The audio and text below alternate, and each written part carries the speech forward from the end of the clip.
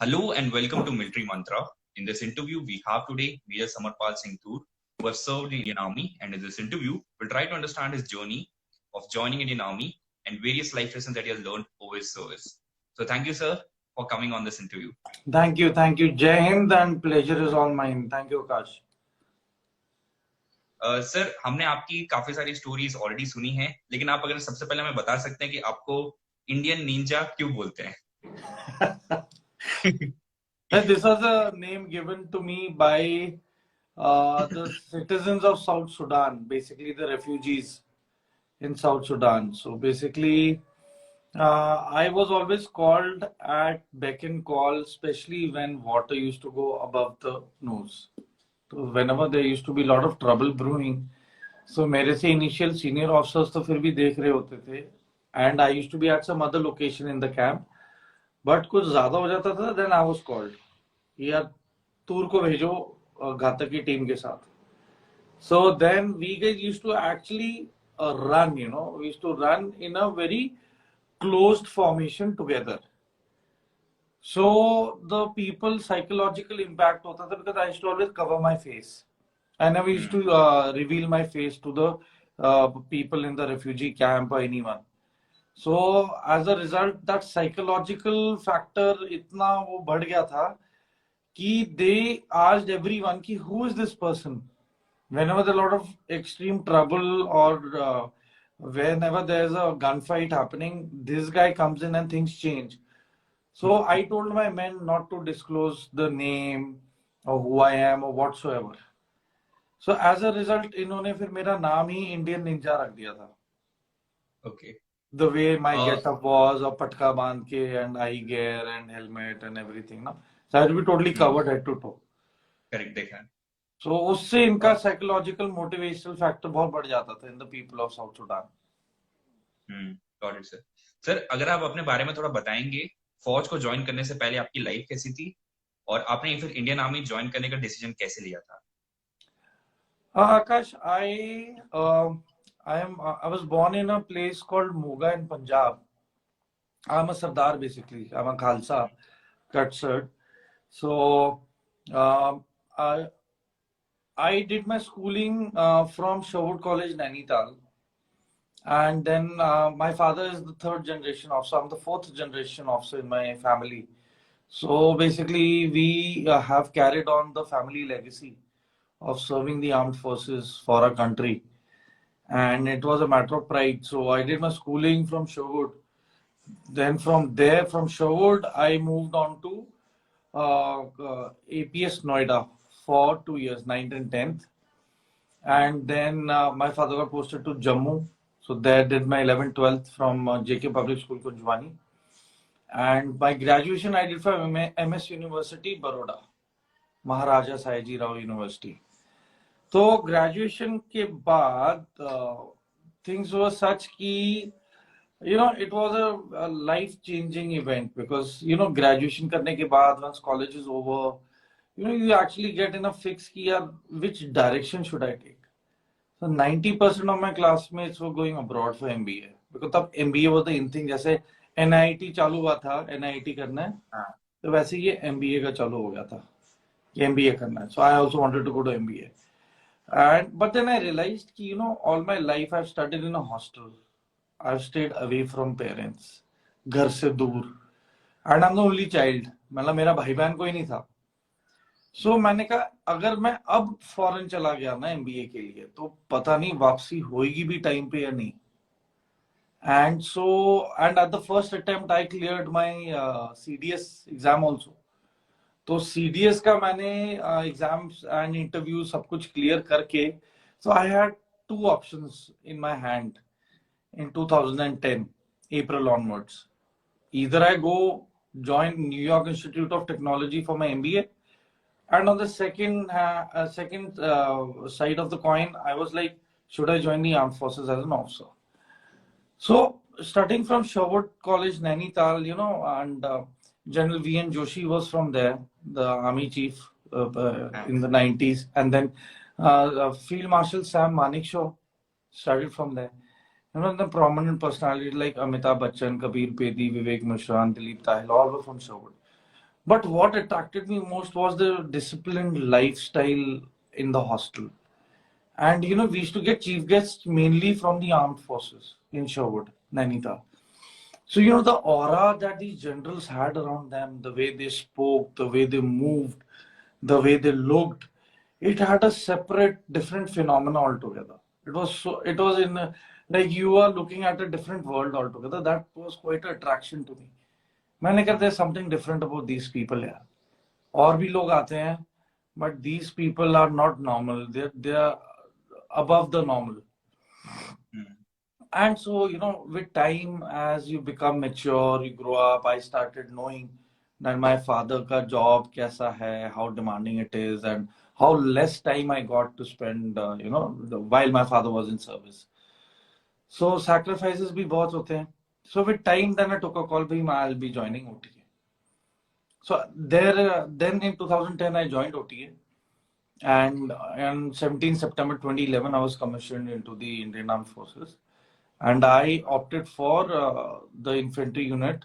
So my regiment was Rajputana Rifles. Got it, sir. Sir, if you could also speak about your experience in the academy itself, OTA, क्योंकि आपके पापा भी OTA से ही pass Yes, हुए थे. my father was SS-31 and I was SS-92. So my father joined in 1981. He had joined SS-31, and he played hockey for the services. And in fact, in OTA Museum, मेरे father का एक write-up है, and he was the Madras Regimental Medal winner in OTA, best in sports, and he was part of the hockey team and basketball team also of the academy. Whereas when I was in the academy, I was part of the squash team. And I had gone to IMA Dehradun to represent OTA. So there we had played squash. So I was in the academy squash team. So somehow, sports se nata toota nahi. And OTA, basically when I joined because I was overweight. At the time of joining, because that gap जो आता है call letter से लेके date of joining का, तब माँ का उभर के प्यार आता है कि बेटा जा रहा है तो खा पी के जाओ, तकड़े होके जाओ. तो मैं थोड़ा ज्यादा ही तगड़ा कर दिया था, which I had difficulties in shedding weight. So when I entered the gate, SSB के लिए गया था, तो I was 77 kgs. That was very good, decent. And when I joined OTA on around 9th or 10th of October 2010, तब मेरा weight must be I think around 92-93 kgs. So it was like कि मेरे पे कोई रोक टोक नहीं होती थी फिर, because I took a call कि आई will B joining OTA. So my माँ वाज लाइक कि नहीं पुत्र तू खा ले हुणे देसी घ्यो मीट मुर्गा एंड एवरीथिंग, बिकॉज उत्थे बड़ी कसरत होनी है. Not realising the fact that I put on weight and then कसरत तो होनी थी ज्यादा. So once I joined, तो initially मेरे लिए काफी teething problem रही. Physically I had to really push myself. I was actually overweight. दूसरे, our build, खालसों की build थोड़ी broad build होती है. We are tall and broad and everything, So ये भी था कि I wasn't कि I had a belly or something like that, but I was overall heavy build. So it took me around 4 months, and my weight came down within 4 months from 92 kgs to 68 kgs. Okay, in the academy.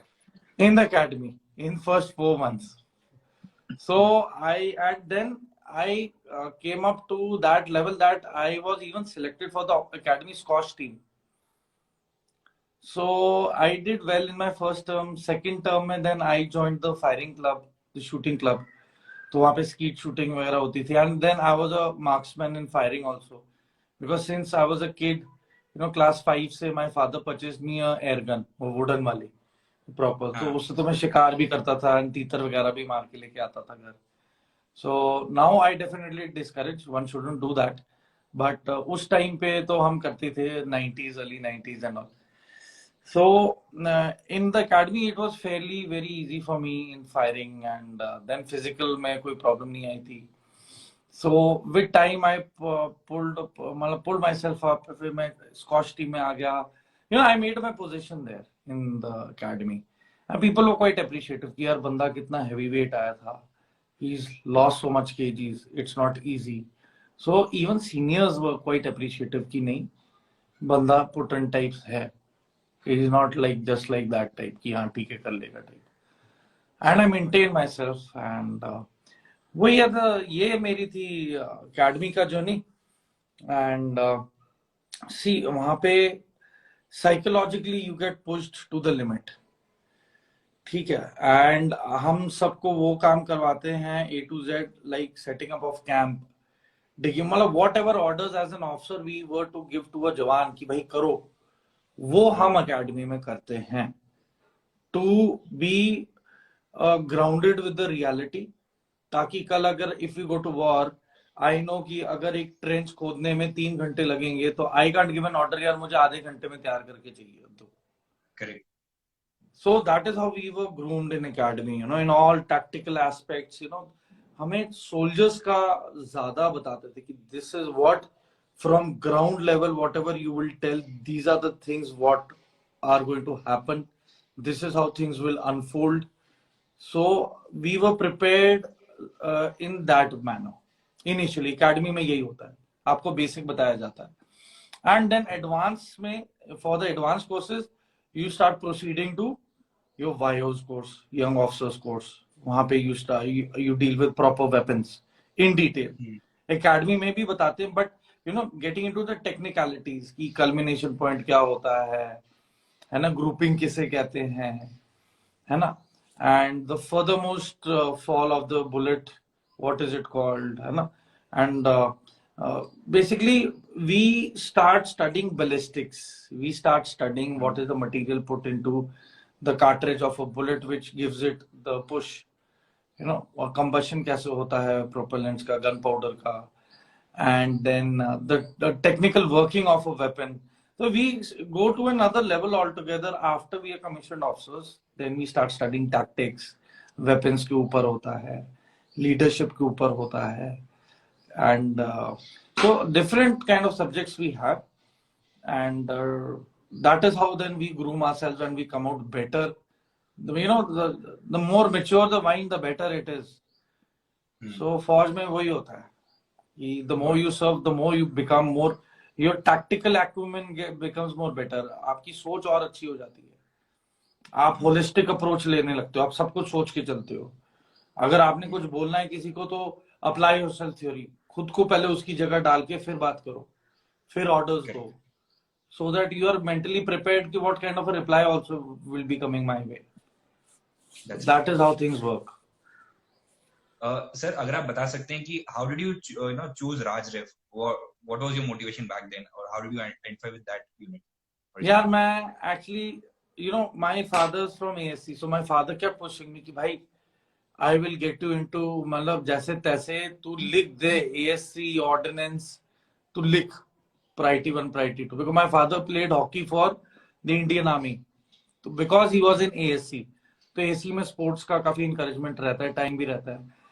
But I was one person who बचपन से ना मैंने फौज का एक दूसरा ही perception था मेरा कि combat, action, ये सारी चीजें. तो आई टोल्ड माय डैड यार आई कांट, मैं डेस्क जॉब नहीं कर सकता भाई, I need a life which is more adventurous.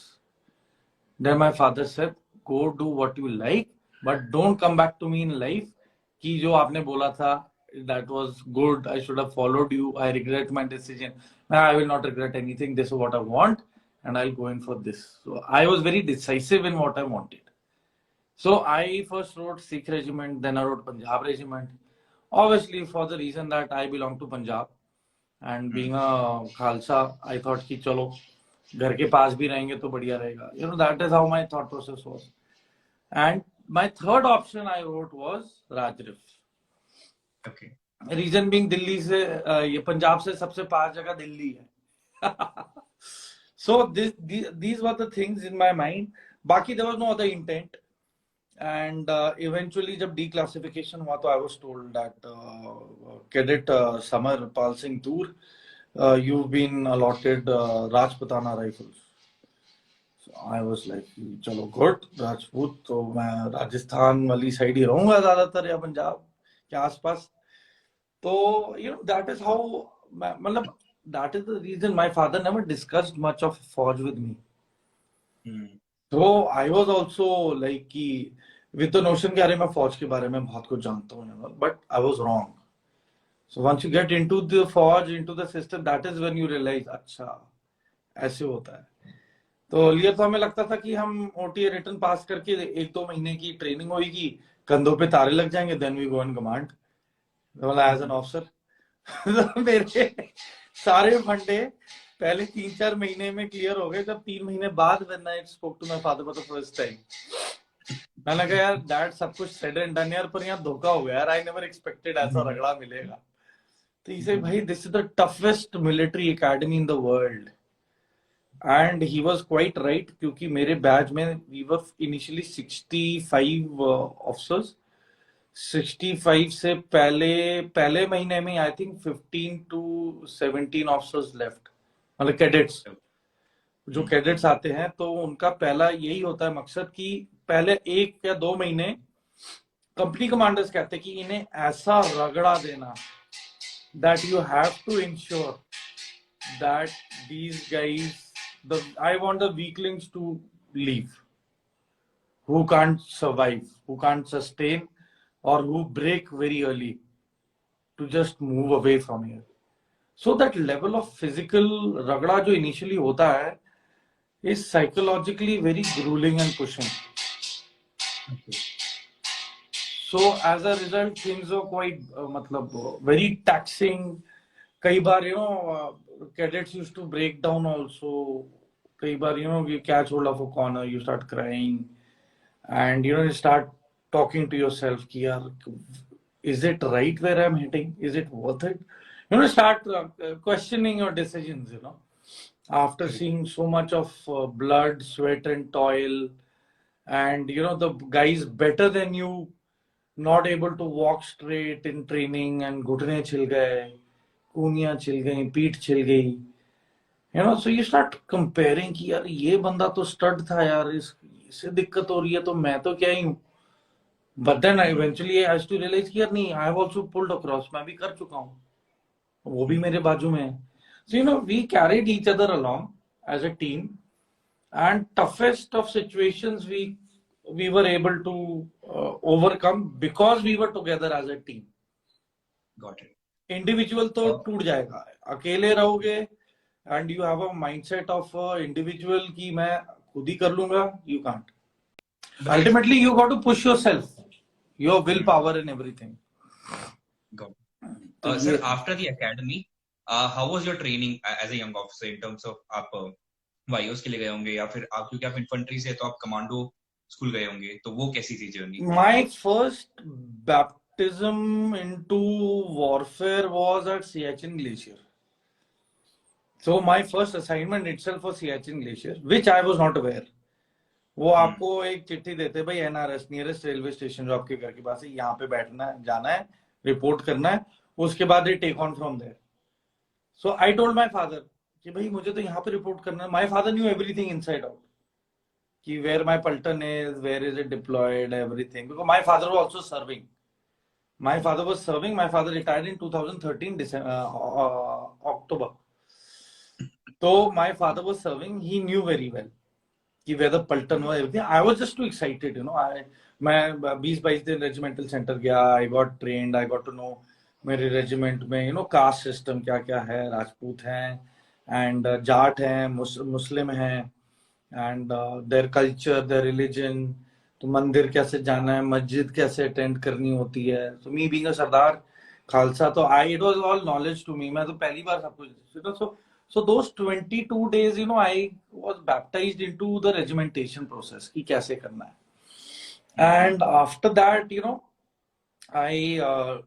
I came to Chandigarh वहाँ छुट्टी पे. तो I had around 20 days leave.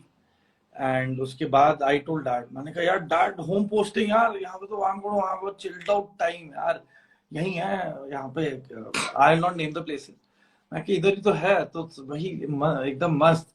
तो मैं कहा देख लो भाई, सबसे नजदीक शायद मैं ही हूँ, lucky one who is come near home. So my father said, my father didn't react much, like okay fine. ठीक है, said where to report, I thought report here, I'll drop you. So my father took me along, he dropped me at this place, and my father said, भाई ये mobile रख ले, give me a call if you require anything. I said, हाँ ठीक है. So I went to the reception. I said, भाई मुझे यहाँ रिपोर्ट करना था, तो भाई ऑफिसर कहाँ है, बंदे कहाँ है, मुझे मिलना है सबसे. I was very eager and I was also anxiety भी थी, भाई सीनियर अफसर को भी मिलना है, ध्यान से मिलना है. So they said, साहब वहाँ कमरा है, रुक जाओ, फ्लाइट है आपकी कल सुबह 6 बजे. सुबह 6 बजे फ्लाइट? मैं समझा नहीं. मैं कहते भाई आपको जाना है सियाचिन ग्लेशियर, उधर हो आप. मैं क्या बात कर रहे हो? कहते सही बात कर रहे हैं, आपको क्या लगा? मैं कहा यार ये तो गलत हो गया, गॉड ऑफ माय फादर. मैं कहा यार डैड दोबारा धोखा हो गया. कहते क्या हुआ? कहते पायलट पलटन तो यहाँ है. My father had a hearty laugh. कहते यार मैंने तुझे जानबूझ के नहीं बताया, I wanted you to experience and find out on your own. ठीक है, सो व्हाट, इट्स ओके, तो वहां पहुंच के मुझे कॉल कर देना. मैं कहा ठीक है. एंड गए सुबह 2:30 बजे. I had to report. बैठे रहे सुबह के 2:30 बजे लेके 6 बजे तक. बोला भाई बैड वेदर, जाओ वापस. Then I came back. Then I फिर मेरे दिमाग का वो बत्ती ऑन हुई. मैंने कहा यार मैं यहाँ से रहने से अच्छा मैं घर पे जाता हूँ. I have the whole day now to myself. And अगले दिन नो फ्लाइट डे था, मतलब फ्लाइट नहीं थी. तो मैं कहा 2 दिन तो वैसे ही चिल मारने को मिल गया. So that is where my value for छुट्टी for every day started. You know, यह टाइम मिल रहा है, जी लो जिंदगी. क्योंकि वहां जहां जाना है उधर ना इंसान, ना पशु, ना पक्षी, ना कोई जीव जंतु. There was nobody where I was going. It was a white desert. So I realised, फिर मैंने गूगल किया. आई गॉट टू नो, अच्छा यार. Then I knew I was heading to a place which is mentally, physically, psychologically very challenging and demanding. And it was a place where you couldn't take things casually. It will cost you your life. तो मेरे fundas वो 48 hours में मेरे clear हो गए थे. And then eventually the third day I came back and then I boarded the flight, reached, reported.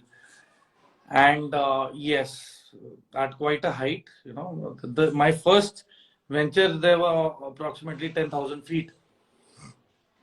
तो वहां पे मैं गया था नॉर्मल ट्यूनिक वगैरह में था. वंस आई रीच्ड एंड जैसे भभकनी आती proper wave of gush of cold air, तो इट जस्ट स्वेप्ट मी. मेरे नाक सुन हो गए, मेरे गाल सुन हो गए थे. This happened with half an hour and temperature was in minus during day also. -10 या -15 था. आई सेड यार. फिर मैंने उसी टाइम अपना सामान खोला, जैकेट वैकेट एंड वार्म क्लोथिंग पहनी. तो वहां पे क्लाइमेटाइजेशन होता है, you know. So different height के लेवल्स पे, you know, different activities are designed. So that once the youth और the people who are watching, once you join the army and once you are asked to go there, तो वहां पे आपका क्लाइमेटाइजेशन का बताया जाएगा कैसे होता है. तो इनिशियली तो ठीक होता है, then the second and third stage में थोड़ा रगड़ा लगना शुरू हो जाता है. So there I joined Siachen Battle School and वहाँ पे फिर I did my training. I cleared everything in first attempt and it was very tough, very grueling, unforgiving schedule, and that was a very busy schedule. Whole day, सुबह से लेके approximately at night 8 o'clock तक भी we were kept busy. and studies, पढ़ाई बहुत होती है, technical knowledge, knots and crosses, ladders, avalanche में कैसे गिर गए तो how to survive, how to come out, you know, how the use of ice axes, crampons, Scarpa boots होते हैं. मतलब lot many technical things as a mountaineer what you should know for survival. तो ये सारी चीजें हुई मेरी वहां पे. It took us around like approximately 2 months to do everything, and then we joined back to the location where the unit was. Again, that location I'll not tell. तो वहां पे गए तो eventually the terrain was very dicey. Reason being, कच्ची पहाड़ियां थी. And मेरे join करने से पहले वहां पे क्लाउड बर्स्ट की वजह से काफी लॉस ऑफ लाइफ भी हुआ था. And my unit had suffered lot of collateral damage. गाड़ियां दब गई थी मिट्टी में, वेपन्स, मतलब very bad condition. So when I joined, I was the first person to join when the unit was going through a lot of severe crisis. And we bounced back, Josh type. And then from there we were nominated by this Pulton is good. In Bhejo UN. So that was a turning point when we all were elated and happy that, you know, the Ministry of Defense has approved our unit to go and perform in the South Sudan, you know. So that was a matter of pride. Then we came back, वापस आ गए थे हम to our center. Center में फिर हमने अपनी training चालू की.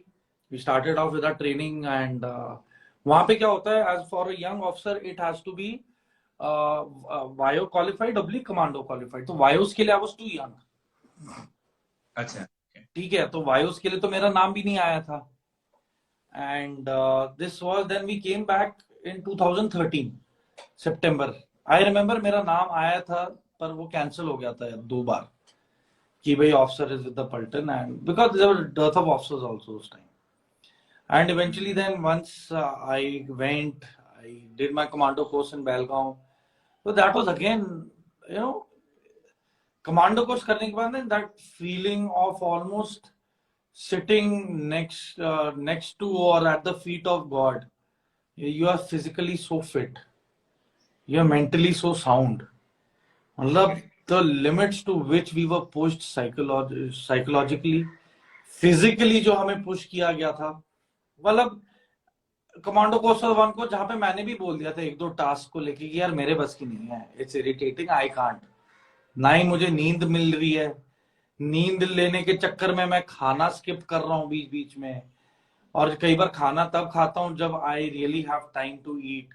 Otherwise sleep was more important, because if you do any activity when you are sleep deprived, वहां गलतियां होने की चांसेस ज्यादा है, तो चोट लगने के ज्यादा चांसेस होते थे. तो what my seniors guided me was that समझ, खाना कम खा लेना पर नींद पूरी कर लेना. कहता स्टेमिना आ जाएगा, रगड़ा लगेगा ना, हो जाएगा यार. और बिस्किट का एक पैकेट भी खा लेगा ना, you will survive for a whole day. So we pushed ourselves to that limit कि हम एक एक दिन 2-2 दिन भूखे, कोई खाना नहीं, I just need sleep. And that is exactly what we were deprived of, कि सोने नहीं देते थे. So that was a very testing thing कि एक तो आपको नींद नहीं है मिली, फिजिकली आप पहले थक चुके हो, आप रोप्स चढ़ चुके हो, आप स्लिदरिंग कर चुके हो हेलीकॉप्टर से, हेलीकॉप्टर मींस प्रॉपर हेलीकॉप्टर से, ठीक है, स्लिदरिंग कर चुके हो पहली बार लाइफ में. You know these were very first time, it's like a wow kind of feeling. You know helicopter में आप पहले बैठते हो, दे ओरिएंट यू कि हेलीकॉप्टर में पहले कैसे घुसते हैं, क्या करना है. Then helicopter takes a particular height, hover करके वापस आके, you know, then again we have to come down. तो नीचे के स्पीड से उतरना है हेलीकॉप्टर से इज वेरी इंपॉर्टेंट, बिकॉज बहुत ज्यादा स्पीड में आओगे, your knee caps will be gone, you will fracture both your knee joints and ankles. ठीक है, कई बार तो हिप भी डिस्प्लेस हो जाती थी. So the problem is when helicopter is hovering, अगर ज्यादा फ्लक्चुएशन है ऊपर नीचे, सो स्लिदरिंग में क्या होता है ना, once we go in for special operations or something, if there lot of क्या कहते हैं टर्बुलेंस, तो that is a time where we actually have to come down very slowly from the rope. क्योंकि मेरे पास बैग भी है, मेरे पास हथियार भी है, एमुनिशन भी भरा पड़ा है. So I am almost 3/4 double of my weight. जो मेरा वेट है उससे 3/4 मैं एक्स्ट्रा लेके नीचे उतर रहा हूँ. So you know we have to actually clinch that rope and you know come down properly. And नीचे आते आते ग्रिप टाइट कर लेते कि स्लो हो जाए मोमेंटम, एंड फिर हम नीचे उतरते हैं. एंड द प्रेशर वाली चीज होती है कि जब हम नीचे उतर रहे होते तो मेरे साथ ही साथ 2 या 3 फीट के ऊपर एक और बंदा मेरे साथ नीचे आ रहा है. तो we have to actually come out really quick helicopter से. जैसे आपने देखा होगा वो एनएसजी का जैसे ड्रिल्स होती हैं या आर्मी डे परेड को दिखाते हैं. So that is how we quickly have to come down. First बंदा नीचे उतर के रोप को साइड पे पकड़ के रखता है, बाकी फुल टीम आती है, वो अपने proper, I will not mention what techniques or methods we follow, but we deploy ourselves accordingly as per the given training and whatever we do, and then we proceed with our execution of a task, you know. So ये सारी चीजें हम commando school में it was like this, because there is lack of time. तो कहते हैं भाई जल्दी सिखाओ, उसमें नींद में भी हो, सीख भी रहे हो, so you have to keep fighting with your own self. It is a psychological fight कि यार मुझे जागते रहना है, मुझे ध्यान देना है, because few points अगर आप मिस कर जाते हो ना इंस्ट्रक्टर के, you will remain an outcast in that drill. फिर मेरे जो कलीग्स हैं वो बोलते रहेंगे, तू यार ऐसे कर, क्या कर रहा है तू यार, तू ढीला पड़ रहा है, तूने सुना नहीं था क्या बोला था. So you have to be attentive, you have to be at the same page throughout. So commandos is definitely not a cup of tea or cake. कोई बोले ना अरे मैं कमांडो तो ऐसे ही कर लिया चिल होके, यार झूठ बोल रहा है. So that is how we did our commando training and survival and everything. And navigation हमें बताया कैसे करना है, how to fix vehicles कैसे होता है, how to drive, है ना, and how to drive during night. मतलब बहुत सारी चीजें हैं. I would not be comfortable in telling all of them here. But once you join the forces, they will definitely tell you कि ये है, and these are going to help you in the future. This is going to get you self confidence. कि यार अगर मैं अकेला जंगल में भी हूं, I can live off the land. I can recognize leaves, edible leaves, edible roots. ठीक है, I can actually hunt down animals and make traps, and I can also know how to drink water from my own urine, how to convert it into मतलब normal water and drink अगर कहीं पे भी पानी नहीं है, be it desert और जंगल. ठीक है, तो बहुत सारी चीजें हैं, how to protect your self, bivouacs कैसे बनाना है, शेल्टर्स कैसे बनाने हैं, कैमोफ्लाज कैसे करना है ना, how to select a particular ground or a killing zone in the jungles, how to make use of trees, observation points and tree houses. मतलब बहुत सारी चीजें हैं, list is endless. Correct. I've done training in commandos and I've done training in LECO also. Low intensity conflict ops, basically jungle warfare, जो north east में है. So I've done both the courses there. तो उसके अंदर मतलब मैंने जंगल survival का किया था उसमें, and I was ranked the second best firer in the whole course, and the best firer was from SF. We were just, I think I was just one point or 2 points behind, but yes, end of the day, if I'm second, I'm second. I've lost out. जो first है. So these were the aspects, that really helped me professionally in my career to do well in the future. Sir, आपका जो पहला combat experience था, which you have already narrated, which was in South Sudan. So if you could, briefly tell us how was life there, and also the significance of the tour post, which is on your name. Okay, the first I will tell you that one. See, the most interesting part मैं आपको बताऊंगा कि 10 अप्रैल को पहली flight में हमें जाना था साउथ सुडान. टोटल 9 या 10 फ्लाइट्स थी हमारी टोटल जिसमें हम पहुंचते. First flight landed on 9th of April, जिसमें मुझे नियुक्त किया गया था to collect the mortal remains of lieutenant colonel Mahipal from mechanised infantry and 4 soldiers of Maha regiment. I'll not name which Maha regiment. And that time, that was the first, this was the second time when I was in Siachen. तो avalanche आया था, तो there is one rifleman Karan Singh who had मतलब attained martyrdom. तो Karan Singh का mortal remains I had taken to Hundar Hospital in the Heptar. So similarly यहाँ पे again I received the mortal remains from the cargo terminal, and मुझे ये नहीं पता था कैसे कलेक्ट करते हैं, प्रोसेस क्या होता है, किसी फॉरेन कंट्री से कोई मॉर्टल रिमेन आ रहे हैं मार्टियर्स के, and it was a very psychologically it was a big blow to us because we were all pepped up, motivated to go, and UN is a very excitement भरा posting and assignment, जोश भरा होता है, अरे जा रहे but it somehow got a eerie kind of silence, चुप्पी छा गई थी जब हमें पता चला कि 10th अप्रैल को जो एयरक्राफ्ट आ रहा है तो उसमें मॉर्टल रिमेन्स 5 सोल्जर्स के कलेक्ट करने हैं. So on receiving these mortal remains, हमने फिर wreathing ceremony वो सब organize करवाया, and that is where reality hit me that this is no मतलब golden opportunity तो है ही, but it is not going to be an easy task. We are going into the well of fire, so it was not going to be easy. And then it was very difficult, for a young lieutenant like me, handling of mortal remains, no other officer beside me to help me out. So I attained maturity probably at a very early age in my service.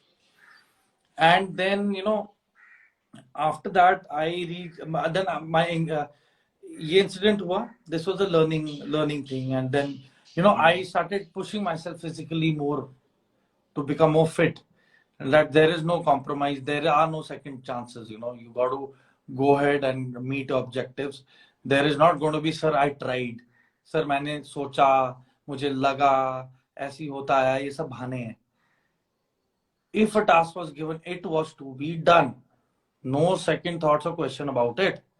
दूसरी कोई राय थी नहीं, काम दे दिया, meet your objective, complete your mission or your task, come back, give a report, end of story.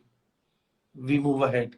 If you can't, sorry, move away from the line. There is another officer waiting to prove himself. So, after getting in Fauj also, it is not a cakewalk कि यार अब तो फौज में आ गए तो chill है. No. Because, 800 men, 1600 eyes, 800 pair of eyes are watching you constantly.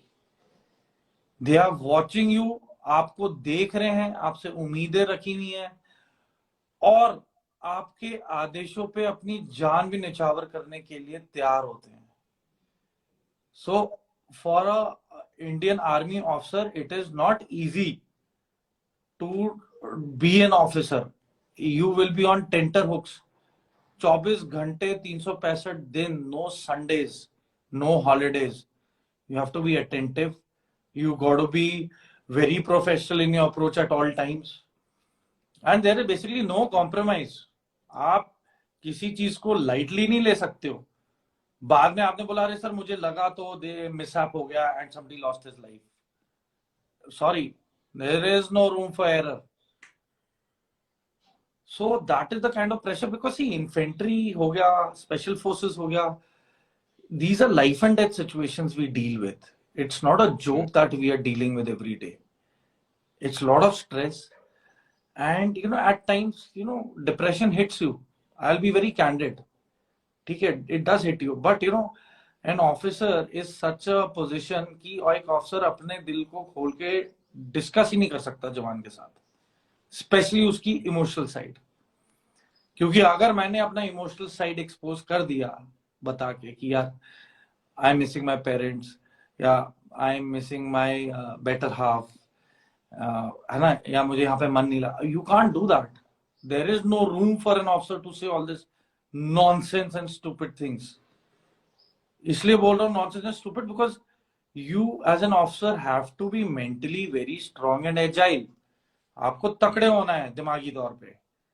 आप ही sensitive हो गए तो फिर what do you expect out of your troops? Will they be tough? वो भी अपना रोना शुरू कर देगा, साहब मुझे भी घर की याद आ रही, मुझे भी घर जाना है. So you have to be a live example for them, a role model. That if I against all odds am focused and willing to sacrifice my life, मैं खुद की जान निछावर करने को तैयार हूँ देश के लिए और कुर्बानी देने को तैयार हूँ, और मुझे फैमिली बाद की प्रायोरिटी है, पहली प्रायोरिटी मेरी कंट्री है. My country first, my men second, and I at the last. I am the least priority. So that is how we are, it naturally is inculcated. क्योंकि जब हम ट्रेनिंग करते हैं ना OTA IMA में, और जब हम बाहर एक्सरसाइजेस पे जाते हैं ना, तो we don't finish off our own food with the fear कि यार अगर बाई चांस किसी मेरे साथी को चाहिए हुआ तो I will share it with him. Somebody is in help, मैं उसके लिए बचा के रखूंगा, खाएगा वो. I'll help him out.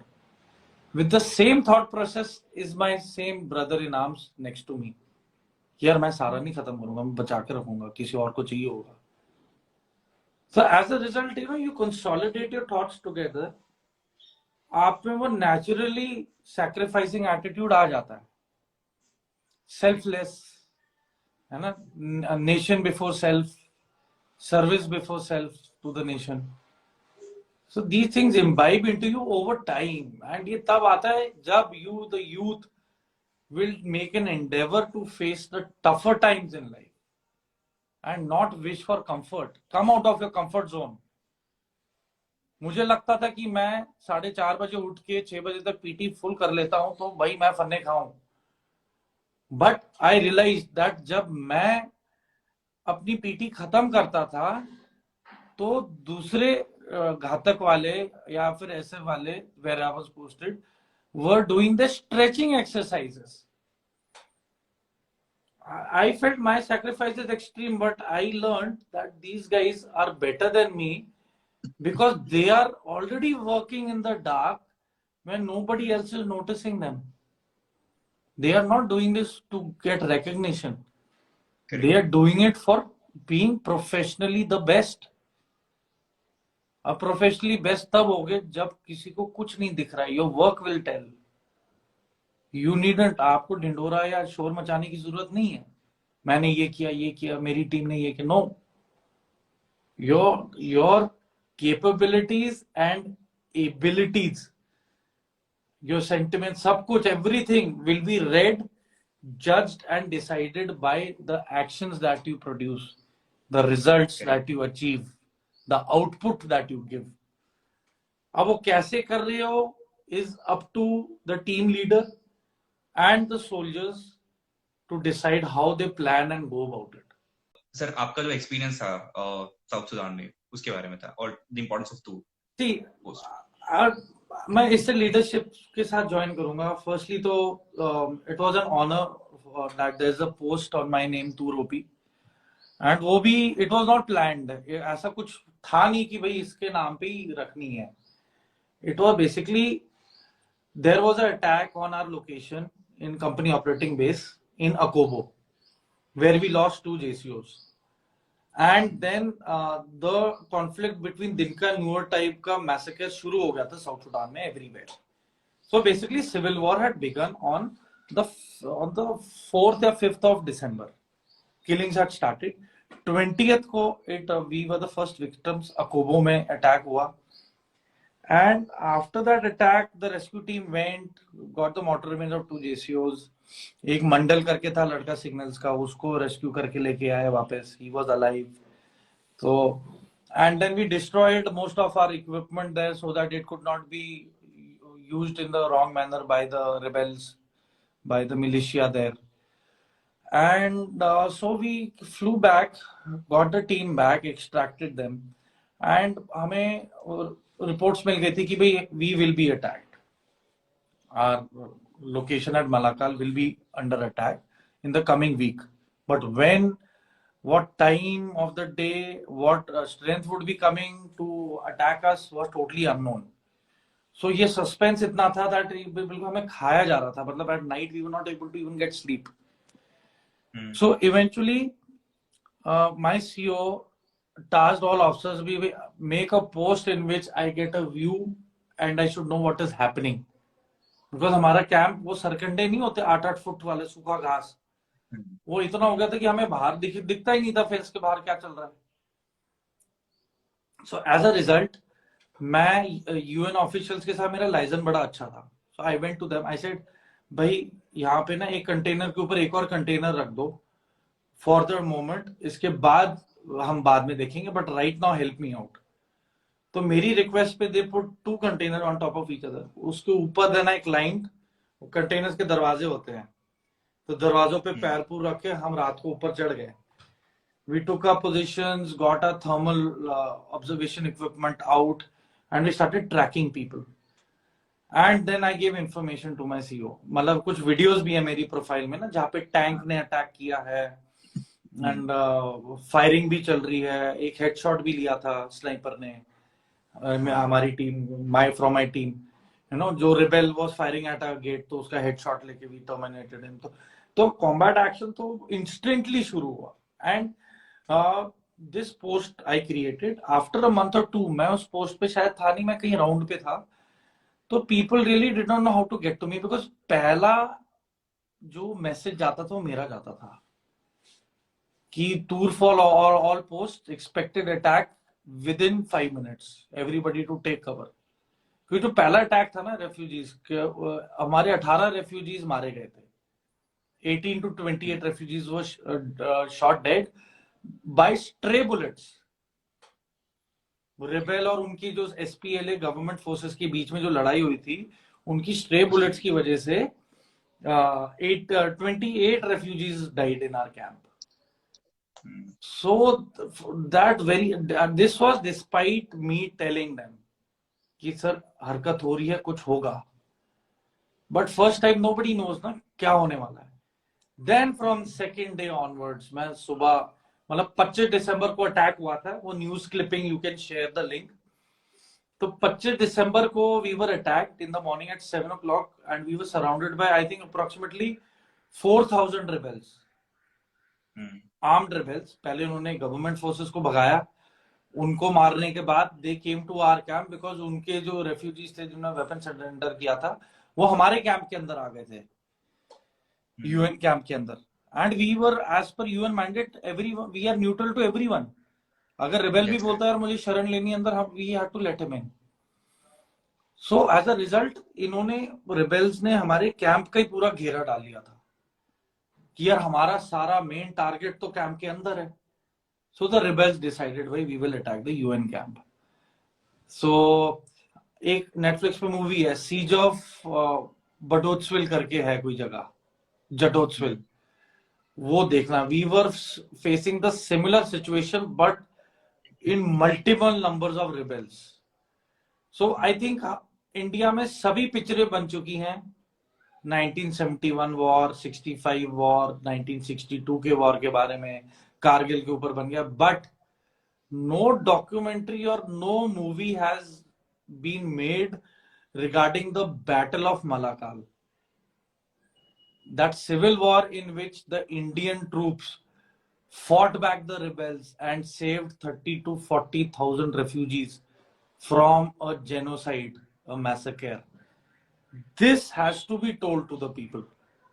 इस पे I strongly feel whoever is watching this should आगे अपना शेयर करें और बताएं जो भी हैं into the Bollywood fraternity or whatsoever, that this incident is to be projected to the world कि वहां पे कत्ले आम कैसे रोका था हमने। We were I think I would say the brave 280, we were just 280 soldiers and we were assigned to save at least 30,000 refugees. So you can imagine the numericals were against us, be it inside the camp or outside. We were outnumbered either ways. मतलब at times I used to brainstorm कि what if camp के अंदर ही कोई plan बना के हमें ही overrun कर दे. So we were at threat from both ends, outside and inside of the camp. So Tour OP played a very pivotal role. It gave a reaction time of at least 5 to 10 minutes before any attack is to commence. तो कोई भी हमला शुरू होने से पहले या फिर कोई हमला हम पे आने वाला है तो उसके थ्रू मैं बता देता था कि सर अटैक आने वाला है, एवरीबडी गेट रेडी। सारी बीएमपीज अपने रैंप पे आके वेपन्स लोड, है ना। And we fired from BMP also, what massive fire power. वो मैंने पहली बार देखा था टैंक बीएमपी फायरिंग, ठीक है। It's armoured personnel carrier, APC कहते हैं, आर्मर्ड पर्सनल कैरियर, ठीक है ना। एंड जैसी फायर हुआ बीएमपी से, जिस तरीके से धूल उठी दाएं बाएं, कम से कम 2.5 से 3 फुट तो धूल उड़ जाती है उसके आजू बाजू। And the shock wave that travels, ओहो, मतलब बीएमपी ने उस दिन आई थिंक 16-17 राउंड फायर किए ना डिफरेंट डायरेक्शन, ऐसा फायर गया कि आई थिंक मलाकाल सिटी तक आवाज आई होगी और वाइब्रेशंस फील होंगी कि भाई कुछ फायर हुआ है। एंड द मोमेंट रिबेल्स पहले इकट्ठे लाइक झुंड नहीं होता मधुमक्खियों का, इकट्ठे आ रहे, and after the fire the way everyone suddenly started going back in a very similar fashion ना, running away from us. And we actually जब हम पे भी अटैक एंड फायर आ रहा था, हमारी टीम की चादरों की पोस्ट होती थी, अंदर की साइड सैंडबैग्स लगे थे, तो जब गोली पेनिट्रेट करती टीम की शीटों को तो वी न्यू कि गोलियां तो आ रही हैं, पर टिन शीट और मेरे बीच सिर्फ सैंडबैग का फासला है जिसने हमें जिंदा रखा है। एंड मैं एक स्क्रीनशॉट भेजूंगा, आई will not name the contingent of that particular country, but that particular post was abandoned during the heat of fire and they had good American weapons. वो जाके अपने कैस्पर व्हीकल नहीं होता, कैस्पर व्हीकल के अंदर जाके बैठ गए थे, छुप गए थे। I was the only one handling it and दूर से मेरा कंपनी कमांडर मुझे बोल रहा है A2Z पे कि तू अपनी पोस्ट छोड़ के वहां क्यों गया। मैंने कहा सर क्योंकि वहां पे कोई है ही नहीं, यहां से कोई एंटर कर गया ना, आर मेन ऑफिशियल्स जो यूएन के दे विल बी मैसेकर्ड, यहां मारे जाएंगे। हेलीकॉप्टर्स उस पोस्ट के पीछे खड़े हुए थे, so that was a very important post which was abandoned, and I think I sent you the screenshot also of that. Correct, I have that. And मैं फोन नंबर भी भेजूंगा उस सिपाही का, वो भी रिटायर हो चुका है, के अल्फा कंपनी का था। And all these men knew exactly where I was going and what risks I was taking. And when you know the responsibility of so many people are dependent upon you for their safety, अगर कोई मेरे पे निर्भर है कि भाई ये बंदा मुझे जिंदा रखने वाला है, मुझे अपना काम to the utmost sincerity, honesty और इंटीग्रिटी के बेसिस पे करना है, आई हैव टू एग्जीक्यूट, मुझे I have to do justice. मैं किसी का विश्वास तोड़ने के लिए थोड़ा ना भेजा गया हूं इंडिया से, मुझे तो विश्वास जीतने के लिए भेजा गया है। And I was mentally prepared that this could be my and, the kind of firefight that were taking place. And उनकी आर्मी की 100 की मशीन गन थी, and I really amazing weapon, single shot पे करके सिंगल शॉट निकालने लगे, ठक ठक करके like dominoes rebels started falling, ठक ठक ठक। The moment intensity of fire came, मुझे supporting fire मिल रहा था लेफ्ट एंड राइट फ्लैंक से। So rebels got to know भाई इस एरिया में not to mess around. So they vacated that full area. There were around 30-40 kills that day. I don't recall मेरी कितनी थी, could be 6, could be 15, could be 20. But जितनी भी hit हुई वो proper पता लग गया था कि this guy is hit. Fatal, non-fatal नहीं मालूम, पर बाद में बड़े rebels आए थे जिन्हें गोलियां लगी थी, तो we took them to the hospital for their operation and extraction of the bullets. And wounds भी थी, they wounded also. मतलब UN experience was such a eye opener कि एक बार when this attack was to take place ना, जब ये हुआ तो गेट के बाहर 200 लोग refugees, locals, elderly men, women, pregnant females, boys and girls, सारे थे वहां पे, and they were helpless. मैं टूरोपी पोस्ट से उतरा, I sprinted towards alpha gate, मैं वहां पे यूएन के लोकल वो बैठते हैं UNPOL, and I told them I go open the gate, they said who are we, there are no orders to open the gate, they will remain out. मैं कहा I will make you pick every and each corpse if somebody dies, there are 200 people approximately, if anyone dies I will ensure you will do the burial and last rites of these people. वो डर गए, कहते sorry major but what do you expect? I said I am ordering you to open the gate, you can file in a complaint, write your report that this officer of the Indian Armed Forces has broken the rule at an international level. I really don't care, you open the gate right away. And then I just barged into the gate, मैंने gate खोला and people just barged in, and in that heat of moment na, people were kissing my hand, kissing my shoulder, elders were giving me blessing, हाथ अपने मेरे sir helmet पे डाल के, and I did not have time to react that time because for me my priority was work. इन्हें काम पे लेना है, इन्हें छुपाना है so that they don't get killed. And मैं चिल्लाने लग गया, मैं कहा to my right, इधर to my right, come here, lie down in this drain. वो सूखा नाला था, वहां पे ये लगभग 200 लोगों को लिटाया। बीएमपी वाले को बोला भाई तू 50 मीटर रिवर्स करके अपनी मशीन गन रेडी रखना, इनमें से अगर किसी ने सैबोटाज करने की कोशिश की या कोई वेपन लेके अंदर ही कैंप के फायरिंग करने लगा तो एलिमिनेट दैट पर्सन। मैं कहा डू दिस। एंड उस टाइम चूनाराम थे, हवलदार Chunaram.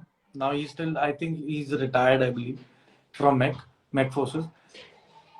Very professional soldier. The very moment I told him, you keep an eye, nobody to move, nobody dies today. कहता जी साहब। मैं बोले आज कोई नहीं मरेगा चूनाराम, ध्यान रखना, मेरी मेरी इज्जत और नौकरी और विश्वास में चूना ना लग जाए। कहता था टेंशन मत लो, चूनाराम यहाँ है, मुझे बोल के गयो ना, मैं देखूंगा। गुड, और कुछ भी होए मैं जिम्मेदार हूँ, क्योंकि मैं तुझे आदेश दे रहा हूँ, तू बेफिक्र होके तू काम कर अपना। ठीक है साहब। And then I ran back to the post in the midst of heavy volume of fire. You know, ये सब चार चीजें होती है ना, योर एज इज सच ना, यू डोंट रियलाइज कि वो व्हाट इफ फैक्टर ना मेरी लाइफ में बाद में आया। शादी भी हो गई, बच्चे भी हो गए, एक आध बार आता है व्हाट इफ, उसके बाद तो वही कंट्री फर्स्ट एंड ऑलवेज। तो यू नो उस टाइम को तुम कुछ नहीं सोचते हो, उस टाइम तो भाई ये है भाई, remain focused, proceed to your soldiers, proceed to your post, protect your men, protect your team, only then your team will be effective and efficient. And we rebutted, we fired back at the rebels. उसमें भी काफी मारे हमने, वो आगे खेतों में जो थे सरकंडों के बीच, many were killed there. And then the trouble began when they opened a mortar fire. But thankfully वहां पे it is a plain area, तो when the mortar fired, you know, जो dust वगैरह उठी थी, we were able to home on, and then we told our mortar platoon that that is the location, you start immediately. So before the second round could come, we gave the bearing and immediately the round fell in their location and their mortars was ineffective. पर वहां पे हमारे hospital, level 2 hospital was a pathology lab, जहाँ पे सारी blood reports और वो सब तैयार होती थी, वो पूरी लैब डिस्ट्रॉय हो गई थी। So that did paralyze the hospital for a little while in terms of reports and all. You know, कईयों को वहां साउथ सुडान में ब्लड ग्रुप ही नहीं मालूम कि वो क्या ब्लड ग्रुप है उनका, वहां कुछ है ही नहीं। So that lab used to be actually very crucial for finding out किसका क्या ब्लड ग्रुप है। So losing out on that lab was a very big setback for the initial 1 week of the fighting. And that too not for us, हमारे तो blood groups थे उनके पास details. जो rebels और जो गवर्नमेंट फोर्सेस के injured आ रहे हैं, सिविलियंस आ रहे हैं, few of them lost their lives because we were unable to know what is the group of blood group. फिर कोई किट मंगाई इमीडिएटली, फिर उससे उन्होंने माइक्रोस्कोपिक वो इक्विपमेंट वगैरह से, and they were able to get to know कि क्या ब्लड ग्रुप इमीडिएटली। तो सर ये जो आपने इंसिडेंट्स बताया उस टाइम पे काफी ज्यादा केओस था, so as a young officer how are you able to manage the situation? Yeah, I will tell you. My first experience during this situation to see a person freeze happened in front of me. लोग कहते हैं ना, मतलब हम, you know, people talk, यार मुझे action चाहिए, मैंने तो I want to see war, I want to see this. Trust me, there is nothing glorious or nothing poetic about it. कुछ ऐसी अच्छी चीज है ही नहीं. It is the worst that thing one can experience. It is a very wrong notion if somebody says कि you know anybody is wanting war. It is the last thing that should ever occur in one's life. But probably I was destined that way. My troops, my fellow officers, we were destined to experience that war. We were baptized into war that day. जो probably 1971 में जो हालत थी वो हमने उस time देखा. And we overcame, we survived despite loss of life. So, you know, I saw this rifleman, he froze. Firefight चल रही है, जेसीओ चला रहा है उस पे, उसके जवान चला रहे कि नीचे हो जा, नीचे हो जा. This guy was reactionless. मैंने कभी मन में, I never believed ऐसा कुछ होता भी है. अरे यार, जब कुछ नहीं होता, ये how can a man stop responding? I saw him freeze, then I shouted out to my JCO, सूबे साहब, मैं कहा सूबे साहब इसे बिठा दो, ट्रेंच के अंदर बिठा दो, इसका हथियार मेरे पास भिजवाओ या किसी और लड़के के पास दो, ताकि इसका एम्यूनिशन इस्तेमाल हो सके, इसका हथियार भी दे दो. And we made that guy sit in the trench. You know, so these are realistic things. If somebody doesn't tell all this, वो गलत portray कर रहा है. These are the real combat situations that you will come across in one's life. ये होता है, on ground होता है.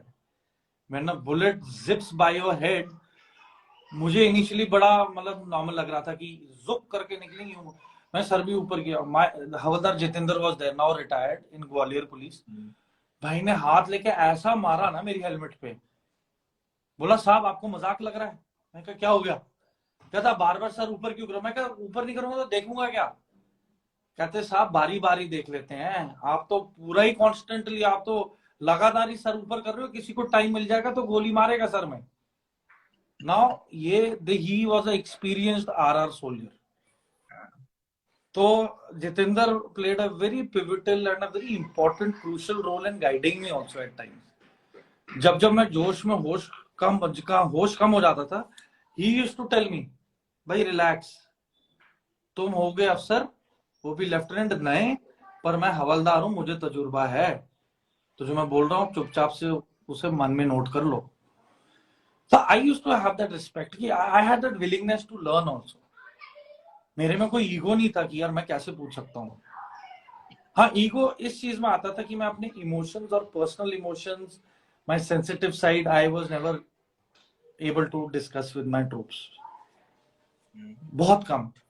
ओवर द इयर्स धीरे धीरे जो मेरे पुराने बंदे थे ना, जिन्होंने कॉम्बैट देखा, who saw death, gore and this warfare and battle, इनके साथ then slowly I opened up. In my 5th year of service, 6th year of service, फिर ये लोग मुझे रात को 2-2 बजे कॉल करते थे, 2 पैक डाउन होने के बाद, साहब की याद आ रही है, साहब आप नहीं होते तो क्या होता. And KK was the soldier. You know, I never used to talk about all this. मैं केसी I am usually a quiet guy, मैं नहीं बात करता था इन सब चीजों को लेके. But KK told me one thing. Kishan Kumar alpha company का था, हवलदार, ही रिटायर्ड. ही टोल्ड मी कि साहब आपको पता है, आपने जो रूल तोड़ के जो 200 लोगों को अंदर लाए थे, सोचो लगभग 200 पीढ़ियां आपकी दम की वजह से ही जीवित रहेंगी. तो सोचो आपने कितनी बड़ी छाप छोड़ी है उन पे. मैं तो जानता भी नहीं किसी को. कहते पर वो आपको कभी नहीं भूलेंगे, चाहे वो आपको देखा ही होए, क्यों ना आपका नाम भी ना जानते हो, पर मरते दम तक ये जितने भी 200 लोग थे, ये आपको जिंदगी में कभी भी नहीं भूल पाएंगे. क्योंकि इनकी बेबसी आपने देखी, महसूस की और इनकी मदद करके जान बचाई है. इन्होंने आपको देखा है वहां पे कैसे आप रिबेल और मिलिशिया वालों के वहां पे आप कैसे मतलब गोलियां उन पे दाग रहे थे, और कितने ढेर किए हैं हम सारी टीम ने. कहते साहब हम ऐसे नहीं गए थे, हमें भगवान ने, हमारे देश ने मौका दिया था, चुना था. भगवान के चुनिंदा चॉइस थे कि हम जाएं ये काम करने के लिए, और देश को हम पे भरोसा था कि हम अच्छा काम निभाएंगे. So these things, you know, I later on I realized, कहता है I really, हाँ यार, मैं किसी को ये बातें बताता ही नहीं था, पर मुझे क्या मिला ना बता के भी. मन ही मन में बातें रखी, किसी को कुछ पता नहीं.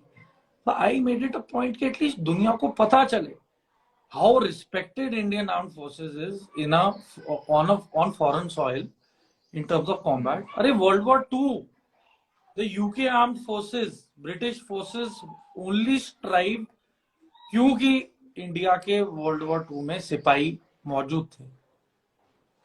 हमारे 90% India was one of the biggest colonies. ठीक है ना. चाइना का भी कोई नहीं था उस लड़ाई में, तो चाइना तो इंडिपेंडेंट ही रहा है. बट हम वी कॉन्ट्रीब्यूटेड. सरदार गए, राजपूत गए, ठीक है, मुसलमान गए, साउथ इंडिया से गए, ठीक है, नॉर्थ ईस्ट से गए, सेंट्रल इंडिया से, मतलब at all corners of the country all tribes were ready, Indians who went to go to war for British. Haifa, liberation of Haifa was done by Sikhs and led by a Rajput officer. Rajput regiment के भी थे उसमें, liberation of Haifa. तो ऐसे are legacy is not ऐसे ही बनी हुई. Till date why hasn't any country dare to invade us? 50 साल से ऊपर हो गए, अभी तक किसी का मूड क्यों नहीं किया कि चलो इंडिया को उंगली करें. Let's feel adventurous and finger India. उन्हें पता है भाई कि हमारी सटक गई तो उनका कुछ नहीं बचने वाला है. And I am telling you, we are so motivated कि अगर हथियार का एम्युनिशन भी खत्म हो जाए ना, हम तो खुशी खुशी ग्रेनेड की पिन निकाल के भी जाके दुश्मन को जफ्फी डाल के उसको भी लेके जाएंगे साथ में, एक को नहीं 2-3 जनों को. And if given a opportunity, I am retired, पर अगर मौका मिला आई विल डू इट. भाई सीधी सी बात है, before marrying I told my wife, when you need me the most, I will not be there. When you are emotionally down, I will not be there. So if I am a soldier is man of the nation. You as a lady will be the man of my house. You as a strong-headed lady will take care of the house and parents. And we didn't have kids then. I said, you will be the man of the house. You will be the pivotal anchor who will be holding everything in balance. मैं शायद आऊं भी नहीं वापस. At times she used to call me, fire fight चल रही होती थी, कहते हैं पॉपकॉर्न कौन तल रहा है यार शाम को 4 बजे. मैं कहा पॉपकॉर्न नहीं तले जा रहे भाई, फायर वो उस कैंप की परली साइड पे फायर फाइट चल रही है दूसरी टीम की. कहते तुम क्या कर रहे हो? मैं तुमसे बात कर रहा हूँ क्योंकि उठाऊंगा नहीं तो तुम्हें लगेगा भाई लेफ्टिनेंट साहब तो गए, थैंक यू हो गए. तो मैंने कहा अभी मैं रख रहा हूँ फोन, मैं आराम से मैसेज करूंगा. So, you know, this became a part of our imagine. आज की तारीख में any lady listening to a gunshot, she'll be मतलब literally lose it. But ये सरदारनी मेरी बीवी ऐसी थी तकड़ी कि कहती मुझे कई बार ना आफ्टर द कमिंग बैक कहती यार मुझे भी यार हथियार दे दो तो I will also join you in the fire fight.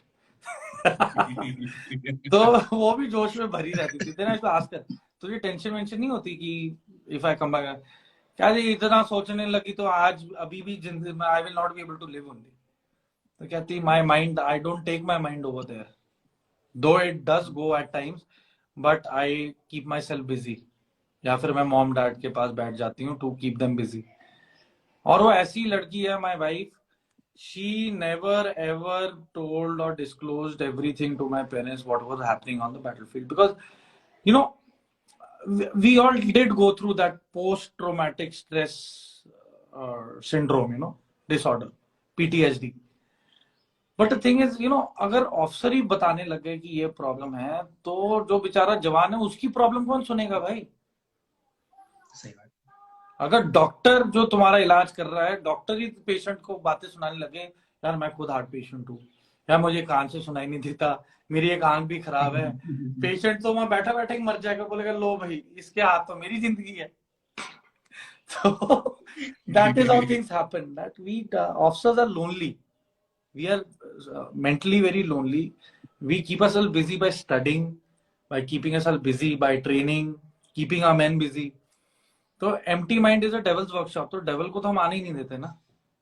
By training hard, we train hard. We train so hard. Devil says, भाई ये तो मेरे बस से बाहर हैं, इनसे दूर ही रहो. So that is how things were in South Sudan. Things were a life-changing events. बहुत सारी चीजें change हुई.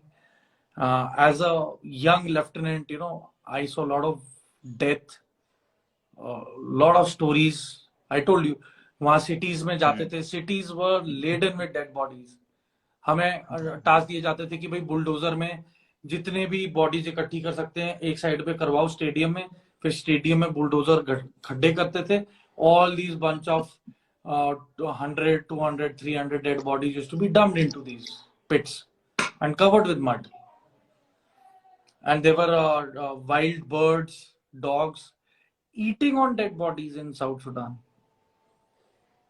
But I will tell you incidents. This was experienced by one of my officers, senior officers. He was going in the Casper vehicle for patrolling in Malakal. While going, he saw a lady in shock, totally naked with no clothes. She was a young lady in her early 30s or end of 20s, 29, 28-year-old. They went. पहले तो हम क्या करते थे, dead bodies इतनी होती थी ना, to out of respect we to take a vehicle left right. कई बार मैं बंदों को बोलता है डेड बॉडी हटाओ, साइड करो. बट इवेंचुअली आई रियलाइज कि इतनी ज्यादा डेड बॉडीज थी कि we had no other option but to take our vehicles ahead. And I had to take a call for that. I said यार चला दो गाड़ी, अब आगे जाना ही है. If you stop here rebels might be here, ambush हो जाएगा. मैं कहा चलते रहो. There's a bird called Malibu.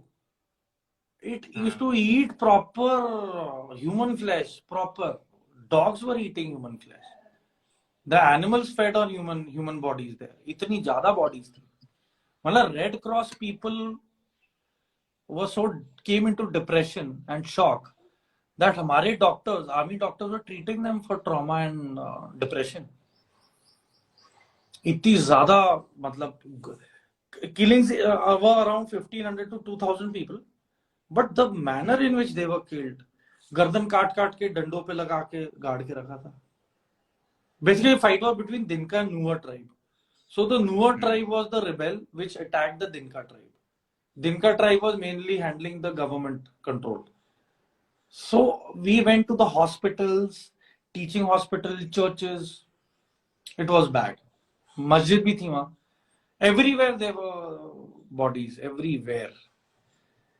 So, you know, things were not good. Things were not good. And as a young officer, I saw so much ki I really... Hota hai na that, you know, first time when I saw a body, you know, there was a lot of saliva in my mouth. I felt like vomiting. I felt very awkward. You know, puri body khuli padi thi. That stink, you know, जो आपका toilet का stink है, all that comes out when the body is open and it's very bad. तो ये सारी चीजें देखी मैंने and eventually it became a routine. पहले तो हम डर्टी स्मेल की वजह से हम यूज्ड टू स्पिट आल्सो, थूक भी देते थे साइड पे कि यार मुंह का टेस्ट खराब हो गया. वो वी स्टॉप दैट आल्सो. इतनी ज्यादा आदत पड़ गई थी. We used to just walk, nothing on a, मतलब ना हम मास्क पहनते थे ना हम रुमाल लगाने लग गए थे, बस दोनों हाथ हथियार पे रहते थे कि भाई we used to keep shouting anybody alive. उनमें से कईयों को हम रेस्क्यू भी करके लाए. कई बच्चे थे जो डेड बॉडीज के बीच में छुपे हुए थे. We got them also out. They narrated us stories कि इतने लोग आए थे रात को, सबको इकट्ठा किया, इतने पे फायरिंग शुरू हो गई एंड देन इतनों को मैसेकर किया. So many were raped and killed. But imagine the 30,000 that we saved and the 200 that I got in without anyone's permission. And the best part is nobody told me a word. Everybody knew what I did. Nobody said a word to me. So their silence was the appreciation that they appreciated. कि चलो ठीक है. Sir, I would like you to highlight for two more minutes about the role that the doctors from the Indian Army played during that combat experience that you had. मैं आपको बताता हूँ. It was always that when you know your medical backup is the best, you with a free mind can go and to take the bullets. अगर firing भी हो रही है आपको ज्यादा टेंशन नहीं होगी. So level 2 hospital, the cream of Indian Army, of AMC, Army Medical Corps, the best of the best and the best MNS, Military Nursing Service की जो nurses थी, they are class apart. They are handpicked. They are selected for these missions. Thorough professionals. मतलब officers or MNS, we never differentiated. They were all good at their job. And you know, this hospital team was trained for gunshot wounds and trauma wounds. But eventually, after 15-20 days, the same doctors who were orthopedic surgeons, who was ENT specialists and surgical specialists, they were literally drinking vodka neat and operating non stop round the clock. People, लोगों को मैं लेके आता था gate से, मैं operation OT के सामने लिटाता था लॉबी में ओपन में, कि भाई तुम्हारा, इनके माथे पे फिर वो लिखते थे प्रायोरिटी, P1 P2 P3 क्या है इनका, and accordingly then they were taken in for the operation theater. And unfortunately few passed away also. I saw the body bags accumulate day wise, किसी दिन ज्यादा होते थे, किसी दिन कम होते थे. But these are hard facts, and these doctors used to tell me that Tur, yaar, we keep hearing about your reporting on the radio set and you're doing a very fine job यार, तेरे चक्कर में पता नहीं हम सबको 5-10 minute reaction time मिल जाता है. So there are no casualties in the camp anymore, other than what happened on the first day जब 20 से 25 लोगों को गोली लगी थी, तो उसके बाद आज तक नहीं लगी, थैंक्स टू यू. तो कहते भाई ये तूर ओपी है ये पोस्ट, तब ये मजाक करते थे, कहते ये पोस्ट का नाम ही हम तूर ओपी डाल देंगे. मैं कहता सर वो तो मैं जानता नहीं, पर कुछ हुआ मेरे बंदों को तो प्लीज बचा लेना. कहते तेरे को भी कुछ हुआ, कहते सिवाय तेरे हेड और हार्ट के, जहां मर्जी गोली लग जाए, we will make you live, you will live, you will not die, ये गारंटी हमारी है. I said right sir, thank you, आपने ये बोल दिया ये बहुत है मेरे लिए.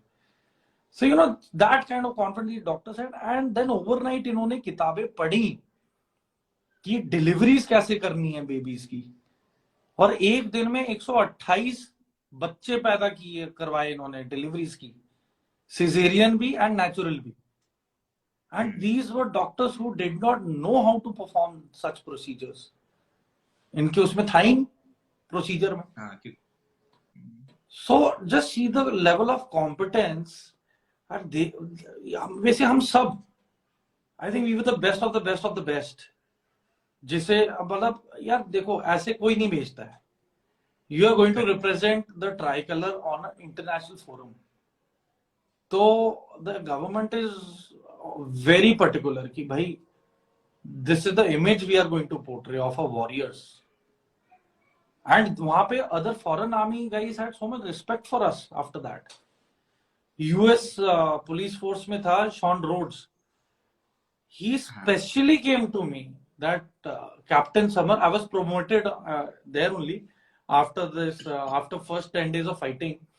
He came to me, he said, I need one weapon and 200-300 rounds in case we are surrounded and attack is imminent and we are not going to survive.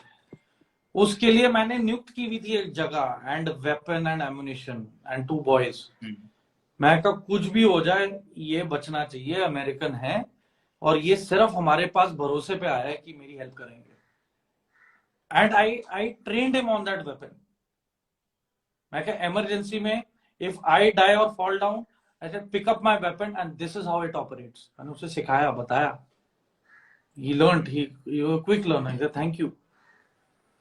सो ऐसे कंटिंजेंट्स के भी soldiers were there with us. And वो जो post खाली छोड़ के चले गए थे, later on I was much appreciated. Full contingent invited me over for proper official lunch. मेरे साथ प्रॉपर फोटो सेशन किया इन लोगों ने. It was a matter of great pride and honour. Let me tell you, Gurkhas थे वो, नेपबैट, नेपालियन, Nepal battalion के, नेपाल का कंटिंजेंट था. सो यू नो, हाँ या नहीं सर, मैं वही पूछ रहा था कि इसके बाद जब आप वापस आए साउथ सुडान से, और वहां पे भी आपने काफी सारे स्पेशल फोर्सेस के साथ काम किया, इवन इंडिया में और उनके साथ भी, तो वो कैसा एक्सपीरियंस था आपका? I used to, जब रूट मार्चेस और ये सब जाते थे तो you know foreign armies lack stamina and then they stay in cold regions mostly. तो heat is one thing they can not take. तो सबसे कॉमन शिकार हीट का होते थे ये लोग. तो पानी बहुत पीते हैं ये, so they very much dependent on water. Versus हमारे लड़के राजपूत मिक्स थे, सरदार भी थे, ठीक है, मुस्लिम्स भी थे यूपी के. तो हमारा तो भाई, हमें तो 2 दिन पानी नहीं, तो हम बिना 2 दिन के रह लेंगे. हम तो किसी जड़ी बूटी को काट के उसका पानी का रस निचोड़ के पी लेंगे. But these guys are very dependent on technology. Then I asked them, मैंने कहा यार you guys don't run 5 kilometers in 23 minutes के अंदर. You just run like 2.4, मतलब 1 mile run. तो कहते यही है हमारा. तो कहते वी आर डेवलप्ड कंट्रीज. कहते वी हैव ऑयल. जहां पे आपने पैदल जाना है वहां पे मैं 15 मिनट में पहुंच सकता हूं और मेरा सरप्राइज भी बरकरार रहेगा. पर अगर आप पैदल चल रहे हो, किसी ने देख लिया आपको, वो तो तैयारी में रहेंगे कि आ रहे हो. I had a different perception. I said, because I'm going on foot in a long distance, it is stealth. चुप्पी में, कैमोफ्लाज में, तो उन्हें 40 किलोमीटर रुके से क्या पता कौन आ रहा है कौन जा रहा है. मैं कहा पर 40 किलोमीटर में जब हेलीकॉप्टर लैंड हो रहा था तो दिख जाएगा ना हेलीकॉप्टर है. कहते बट he said preparation देखो, the preparation time comparison to us reaching in 15 minutes and yours. But then they agreed that you have a point. They tried to put their point कि भाई हमारी technology इतनी अच्छी है, we can go by boat also, we can go by truck also, but we go by helicopter. So they were technically also अपना वो कर रहे थे. But I reasoned with them and ultimately they gave up. They said yes. End of the day in war, it is the foot soldier, the infantry soldier who holds ground and proceeds ahead with stealth to maintain surprise, speed, accuracy, and then attrition. Sir मैंने बहुत सारी photos देखी हैं आपकी बहुत सारे weapons के साथ, तो एक्चुअली आपका कौन सा फेवरेट वेपन था कॉम्बैट? यार आई विल टेल यू, वहां पे we had our basic weapon definitely was INSAS. ठीक है, AGL था, MMG was there, and then वहां पे M4 भी थी. ठीक है, out of all weapons, you know, the best part, what it will be very surprising for you, a sniper bhi tha, Dragunov, that I operate on. Dragunov definitely is my first love, you can say. So sniper, so I'm an expert instructor in that. So yes, sniper definitely yes. Weapon में I would say INSAS 400 metre की range पे you can take a clean kill. चलो clean kill भी नहीं, incapacitate कर सकते हो यार. 400 meters is almost half a kilometer ka range. So it is a very accurate and agile weapon. The only drawback it had was maintenance. As far as M4 was concerned, they were limited. तो उसमें तो क्या कहते हैं, ammunition भी restriction था कि कितना ज्यादा फायर नहीं कर सकते. Then AK, our time tested friend, all weather, all season, all terrain. AK तो थी. And the best part regarding using AK was कि यार AK का जो parts हैं, they were readily available. Ammunition was readily available. मतलब हमने refugee camp में raids मार के unregistered ammunition AK के 800 राउंड मैंने जब्त करके हमने यूज किए हैं for operations there. And so basically AK was the time tested one. वहां पे तो Americans, imagine, Americans used to do away with their M16 and used to pick up AK-47 and fire back. देखो 5.56 और 7.62 में जमीन आसमान का फर्क है भाई. So the fatality rate in a AK fire is much more than that of a 5.56. So end of the day जो मेरे पास हथियार that you've seen was इंसाज ही था मेरे पास. Glock pistol थी. We used to have a Glock. And then M4 weapon we used for special duties. वहां पे actor also came, Hollywood के Sean Penn. I was his PSO for a week for the time he was there in Malakal. And बस ये सारे incidents होते रहे. At times we used to get high value targets, दारू दूरू पिला के, weed फुकवा के, बिठा के, आओ हम आपको टैंक में राइड देते हैं, तो BMP में बिठा के हम कैंप में ले आते थे. We used to get the rebels on the negotiation table. यार ये रास्ता क्यों ब्लॉक किया है, ये रास्ता खोलो तो हम ये बंदा देंगे. So tit for tat होता था, but we were very calculative and very clear कि don't finger us, we will get back at you. And then बाद में सीओ ने ऑर्डर्स भी दे दिए, भाई सरकंडे जो साइड के जला दो. So the day we burnt all the sarkandas and all, वो धीरे धीरे we realized कि जो patches बच गए हैं सरकंडों के, वहां पे bodies हैं. They were already rotting bodies for, I don't know, could be 10-15 दिन से bodies वहां पे पड़ी होती थी. So ये था. Then the airport. This is a very interesting story. My wedding was in 2014 on 22nd of February. मैंने एडवांस बुकिंग करा ली थी 16 फेब की to go to India. And you will not believe, 16 तारीख को सुबह हम कपड़े सिविल क्लोथ पहन के, मैं सबको टाटा बाय बाय कर रहा हूँ. I could sense that insecurity in my घातक की, यार साहब जा रहे हैं तो यार अब कैसे मैनेज करने वाले हैं ये 1 महीना ना. सो आई टोल्ड देम कोई टेंशन नहीं, मैं जा रहा हूँ और मैं आ जाऊंगा, I will be back. The moment we reach the airport, वहां पे जैसे वही पॉपकॉर्न वाली आवाज आने लगी, पट पट पट पट. मुझे बोल रही कि यार ये तो सुनी हुई आवाज है. एंड फिर एयरपोर्ट के आसपास प्लूम्स ऑफ डस्ट नहीं होता, छोटे छोटे, जहां जहां गोलियां लगी थी वहां पे धूल ऐसे ऐसे ऐसे ऐसे उठने लगी. बस उसी time head down. Soft skin थे सारे vehicles. We were escorted by BMPs. तो सभी सॉफ्ट स्किन व्हीकल्स में हम सब ने सर नीचे किया, जमीन पे लेट गए. ड्राइवर ने यू टर्न लिया, इमीडिएटली भगाया कैंप के अंदर. And this is one sadist वाला हरकत. माय घातक team was clapping when I was coming back कि साहब वापस आ गए. एंड मेरा ऐसा मन था, मैं कहा यार ये तो गड़बड़ हो रही है. And you know the first attack on 25 December they blew off the telephone towers. तो कम्युनिकेशन बंद हो गया था. तो I called up my father on the ये satellite phone, and I gave him the details of my air ticket and everything. And I told them that भाई यहाँ पे rebels have overtaken the airport. And I literally saw the flight ऐसे I और ऊपर से चली गई. Now, obviously, after we came back to the camp, the flight came midway. उसे रास्ते में उधर बोल दिया कि भाई लैंड मत करना, ऊपर से चले जाओ वापस. Flight went. एंड हम जितने भी छुट्टी जाने वाले थे ना, हमारा मुंह ऐसे लटक गए ना. एंड वहां पे गोलियों का फायर भी चल रहा है. इधर हम भी अपनी सोच में अलग दुनिया में बैठेंगे, यार ये तो गया है हवाई जहाज, अब पता नहीं कब आएगा. फिर out of frustration and anger I तो went into my room. I changed, wore my full battle gear, everything, and then I proceeded to Turopi post. वहां पे फिर हमने वेपन सारे, मैंने कहा मेक सेफ से हटा दो, मतलब सेफ्टी से हटा दो, सारे वेपन रेडी टू फायर में रखो. बस फिर आ रहे थे रेबल्स उस साइड से, यूं they came and they knew we were ready. तो हमसे आगे दूर वाली साइड ना, आधे किलोमीटर आगे से गए वो एयरपोर्ट की side. And we were ready to. मैंने कहा एक गोली आने दो इनकी, एक गोली बस. क्या था फिर, आप सबको पता है ना क्या करना. क्या था साहब, हमें पता है, आप टेंशन मत लो, मैं गुड, कोई बोलेगा मेरा नाम ले लेना.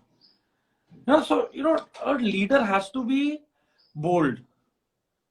मुझे, I will be very candid and truthful, मुझे गालियां पड़ती थी, गंदी गंदी. सीओ आके बुलाते थे, bloody tour, you this, you that, ये वो. I used to hear a mouthful. But end of the day, you know, officer mess में जब हम मिलते थे ना, मुझे पहला ड्रिंक पूछने वाला भी सीओ ही होता था कि हाँ tour, what drink will you have? And he used to say, I know you had quite a turbulent day and you met me twice, तो ज्यादा ही turbulent होगा, you have a drink, ease yourself off. तो you know balance भी create होता था. See, any senior officer is like an elder brother or like a father figure, you know. डांट भी पड़ेगी पर आपको सिखाया भी जाएगा कि ऐसे नहीं, ऐसे करना है. But yes, zero error syndrome. There will be no disobedience of orders, no doubts in orders when it comes to combat. उस पे there was no compromise. So professionally we were good. So, you know, foreign forces के Germany का contingent आया. They were very appreciative of our effort and they got to know about our ये battle, जो war हुआ था, इसकी stories, कि how we helped save the full camp from being overrun and casualties जो भी हुई थी, जितने भी हम बचा सके and everything. So Germans were overwhelmed. They said our ancestors have seen war कहते world war 2 was similar to what is happening now. तो ही वाज राइट इन अ वे कि जिनके हाथ में धनुष बाण होना चाहिए उसी फौज को आपने आज AK-47 विद एम्युनिशन पकड़ा दिया है. अदरवाइज साउथ सुडानीज वहां पे जो रिबेल थे, they were not trained how to take aim fire. They were like पीका ले आए, गले में टंगी हुई है वो गोलियों का बेल्ट, बेल्टेड एम्युनिशन लगा हुआ है, चाकू टंगा हुआ है, बस एक ही गो में वो पूरा खाली कर देते थे. The fire power, the intensity of fire power was a lot. Fire power इतनी नहीं थी पर इंटेंसिटी इतनी होती थी कि हमें खुद थोड़ी देर के लिए कवर में रहना पड़ता था. द मोमेंट थोड़ा लल आता था या स्लो रेट ऑफ फायर हो जाता था, मैं कहा नचाओ इन्हें, भगाओ दाएं और बाएं से. So we to box them in. Right and left flank वाले ऐसा मारते थे, दे न्यू ऐसे इकट्ठे होंगे तो दे टू स्कैटर अवे ओनली. दाएं बाएं भागते तो बेतरतीब कर देते थे हमें इन लोगों को. सो फॉरेन आर्मीज में ये था कि दे वर वेरी अप्रिशिएटिव एंड काफी मोमेंटोज भी मिले in my unit. In fact, imagine Sean Penn visiting my Paltan, 8 Rajrif. He visited my unit in UN and said, "भाई मैं खाना यहीं खाऊंगा. I will stay also here." He stayed at a mess. तो visitors book में proper उसके remarks हैं. Well, whichever army generals and all came, मतलब imagine in the thick of battle, force commander is saying, I want to visit Malakal and give this unit a force commander citation.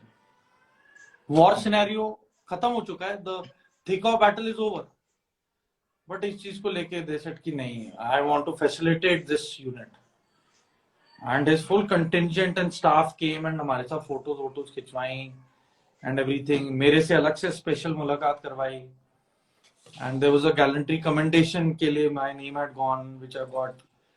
So, things are acknowledged in the same way. So, these things made me more mature. तो India में फिर J&K में जहाँ पे warfare was totally different. It was counter insurgency. यहाँ पे तो pin point fire आता था, उधर झुंड में आता था, उधर तो ग्रुप में फायर आता था. तो यू न्यू कि यहाँ ज्यादा चांसेस है गोली लगने. एंड J&K में the pinpoint fire of the terrorist coming on you and your team basically. So tackling of both scenarios back, this war in South Sudan and the combat experience and the testing terrains like Siachen Glacier and all, and then our training in Northeast in the jungles, that made me more mature person overall. Holistically मुझे अच्छा एक package बना दिया था, combat package, which was ready to take on further tasks of counterinsurgency. And eventually we delivered in Jajjar Kotli with special forces. My infantry platoon was also there. And we, in a joint operation, performed extremely well. Very well coordinated. And by the way, the CEO who was there of 4SF was my instructor in academy also. So in a way, हमारी equation was quite good. I'll not name him, but yes, वहाँ पे coordination का कोई issue नहीं आया था. My 2IC was a wonderful person. He was a very big support to me. My unit CEO was a very big support to me. Big team player. Got it. Sir, हमने आपकी photo देखी है दौंडियाल साहब के साथ, और even जो major कौसब Rane वो आपके पोस्टमेट है सेना मेडल. तो उनके साथ आपका जो एक्सपीरियंस है, कुछ ऐसे मेमोरीज जो which you would like to tell to the audience जो आप शेयर करना पसंद करेंगे? See, Kaustav Rane was like my brother. I would still call him my brother. So Kanika Rane, his wife, Kanika visited my house along with Agastya Rane, Kaustav's son. And एक सरदार और एक Marathi officer ना, it's a very lethal combination. दोनों जोश type officer. So we were like too close to each other. मतलब मैं तो था भी नहीं चंडीगढ़ में. I used to be, मैं यूएन में होता था. पर Kaustav has met my parents and me, मतलब many times जब आता था और मैं छुट्टी पे होता था. I used to tell him. He used to be in Leh Ladakh में posted होता था. He used to make it a point to stay at my place. वहां पे बुकिंग करा के रिसेप्शन कहता हाँ ठीक है मैं आ रहा हूँ, मेरे घर पे चिल मारता था. And eventually he used to get good pashmina shawls for my mother कि आंटी आपको ये वाले अच्छे थे तो ये वाले मैं लेके आया हूँ आपके लिए. and good matlab ornaments J&K ke. So the matlab it was like my mother saw him as her another son. So Kaustav and my equation was so close, you know. हम academy में इतना close नहीं थे. We never knew each other in academy. वो अलग मैक्टिला में था. वैसे जानता था पर इतना उठना बैठना नहीं था. And then commando course we did together. तो कमांडो कोर्स में जो बॉन्डिंग बनती है ना जिसके साथ आप रगड़ा लेते हो उसका अलग ही मजा है. You become like brothers. हमने इतना मतलब कहते हैं ना गुस्सा लिया हुआ था इकट्ठा रगड़ा. And as a result you know then he was posted in Leh. He used to keep visiting and then he had a love marriage. Kanika was aware about me कि Kaustav आता जाता रहता है मेरे घर. So you know after this incident regarding Kaustav, I was very disturbed. I really broke down and psychologically it had a big impact. I was very close to him. हम हर दूसरे चौथे दिन बात करते रहते थे. And third, it was even at times now when I get emotional, you know, my eyes do get moist. I was very close to Kaustav. Kaustav was like very close to me. हम गोवा भी इकट्ठे गए हैं. गोवा में भी we holidayed together. So you can imagine the kind of bonding that we had. So Kaustav Rane, then I encouraged Kanika. Like, don't give up. Corporate में तो मत रह. Security. Right now you need job security in life. Agastya is the only child. You have to provide him the best environment, protected environment. Then I encouraged her. मैंने पूरा जोर लगाया AD चोटी का. Even I told my wife to speak to her. So she came to Chandigarh. ये बैठ के बात की इन सब ने. So we came to the conclusion that मैं कहा you go ahead and join. तो join कर. मैं कहा you will not regret it. And the funny part is now she tells me, Kanika मुझे बोलती रहती है सही है बेटा तू तो मुझे यहाँ फौज में डलवा गया और खुद निकल गया. You know situations are such in one person's life, no, कि कई बार मजबूरी में बहुत सारे डिसीजंस ऐसे लेने पड़ते हैं जो कि ना चाहके भी you know you have to take them. So I am the only child, so that was one biggest disadvantage. हालांकि मेरा कोई भी भाई बहन होता तो मैं आंख बंद करके I would have carried on in service. I was doing well also. तो बस वही है कि you know at times I feel the decision that I took to retire, you know, luck and destiny have to go hand in hand. So you can't push your luck so far and keep expecting your destiny to be amazing every time. So I think भगवान ने मेरा इतना ही लिखा था, my journey till here. But whatever he's shown me, whatever I have seen in my combat life, firstly I would tell the youth whoever is watching this that never pray that you get to see war. It's something which will kill the innocence in you. It will kill the kid in you. So firstly that thing went away in me. I became mature too soon compared to my age. And then मैं hostel में भी पढ़ा था Sherwood में for so many years away from parents. तो मेरा जो survival of the fittest factor तो बचपन से ही चालू हो गया था कि भाई घर से दूर तो मैं रह सकता हूँ. Even now where I am now AGM at Cadila pharmaceutical limited, head of security and admin. यहाँ पे भी मैं staying at a rented house and I am staying alone by myself. Why would my wife leave everything and a city like Chandigarh and get both our sons and herself here. यहाँ पे कुछ facility भी are limited, but the exposure that these kids and the family will have being in Chandigarh is definitely more. So बहुत सारी चीजें, you know, life will carry on, life नहीं रुकेगी. So it is time for you the youth to come out of your comfort zone से बाहर निकलो, अपने pros and cons के बारे में recognize करो. Number 3, stop talking, start acting. तो मैं जैसे हमेशा कहता हूं ना, होने से तो होगा. तो जब तक करोगे नहीं तब तक आउटपुट क्या होने वाला है? नथिंग. तो बातें करना बंद, एक्शन करना चालू. That is the first and foremost thing. Number 6, till the time you're not taking lessons from your failures, you are on a self-destructive path. So start learning regarding your failures and don't repeat them. You want to repeat them, repeat it in a smarter manner so that it doesn't fail again. And point number 7, be humble. Always behave in a apply yourself theory. खुद को दूसरे की जगह डाल के फिर बात करो. You want to vent out your anger, you want to vent out your ego, put yourself in the other person's place, then think, then orient yourself, decide, and then you act, and then you tell. But never show somebody down. Respect all, suspect all. ये तो army में बताते हैं, मैं तो यहाँ civil में आ गया हूँ. Respect all. Be compassionate. Help anyone whoever you can. Because एक true leader का यही एक ड्यूटी है. That you have to be selfless. It is a team before you. आप अगर खुद अकेले चलोगे, अकेला बंदा कुछ नहीं कर पाएगा. You take example of, in today's times, you take example of Tata's, Ambani's, Adani's, ठीक है, and ये जो भी companies हैं, ये एक single बंदे ने, it was the vision of that single leader. यार मैं ये करूँगा. I'm here to provide livelihood to the people who are working in my organization. वो इस मन के साथ नहीं थे कि यार ये इनसे मैं काम करवाऊंगा और प्रॉफिट कमाऊंगा. इनका था कि मेरा भी काम चलना चाहिए और इनका घर भी चलना चाहिए. So with that mindset, a reason to dream was given to the people. That yes, you can do it. It is possible. You can achieve it. तो आर्मी की जितनी भी स्ट्रेटेजिक रूल्स हैं या जो भी प्रिंसिपल्स होते हैं ना, they all are implemented now in corporate.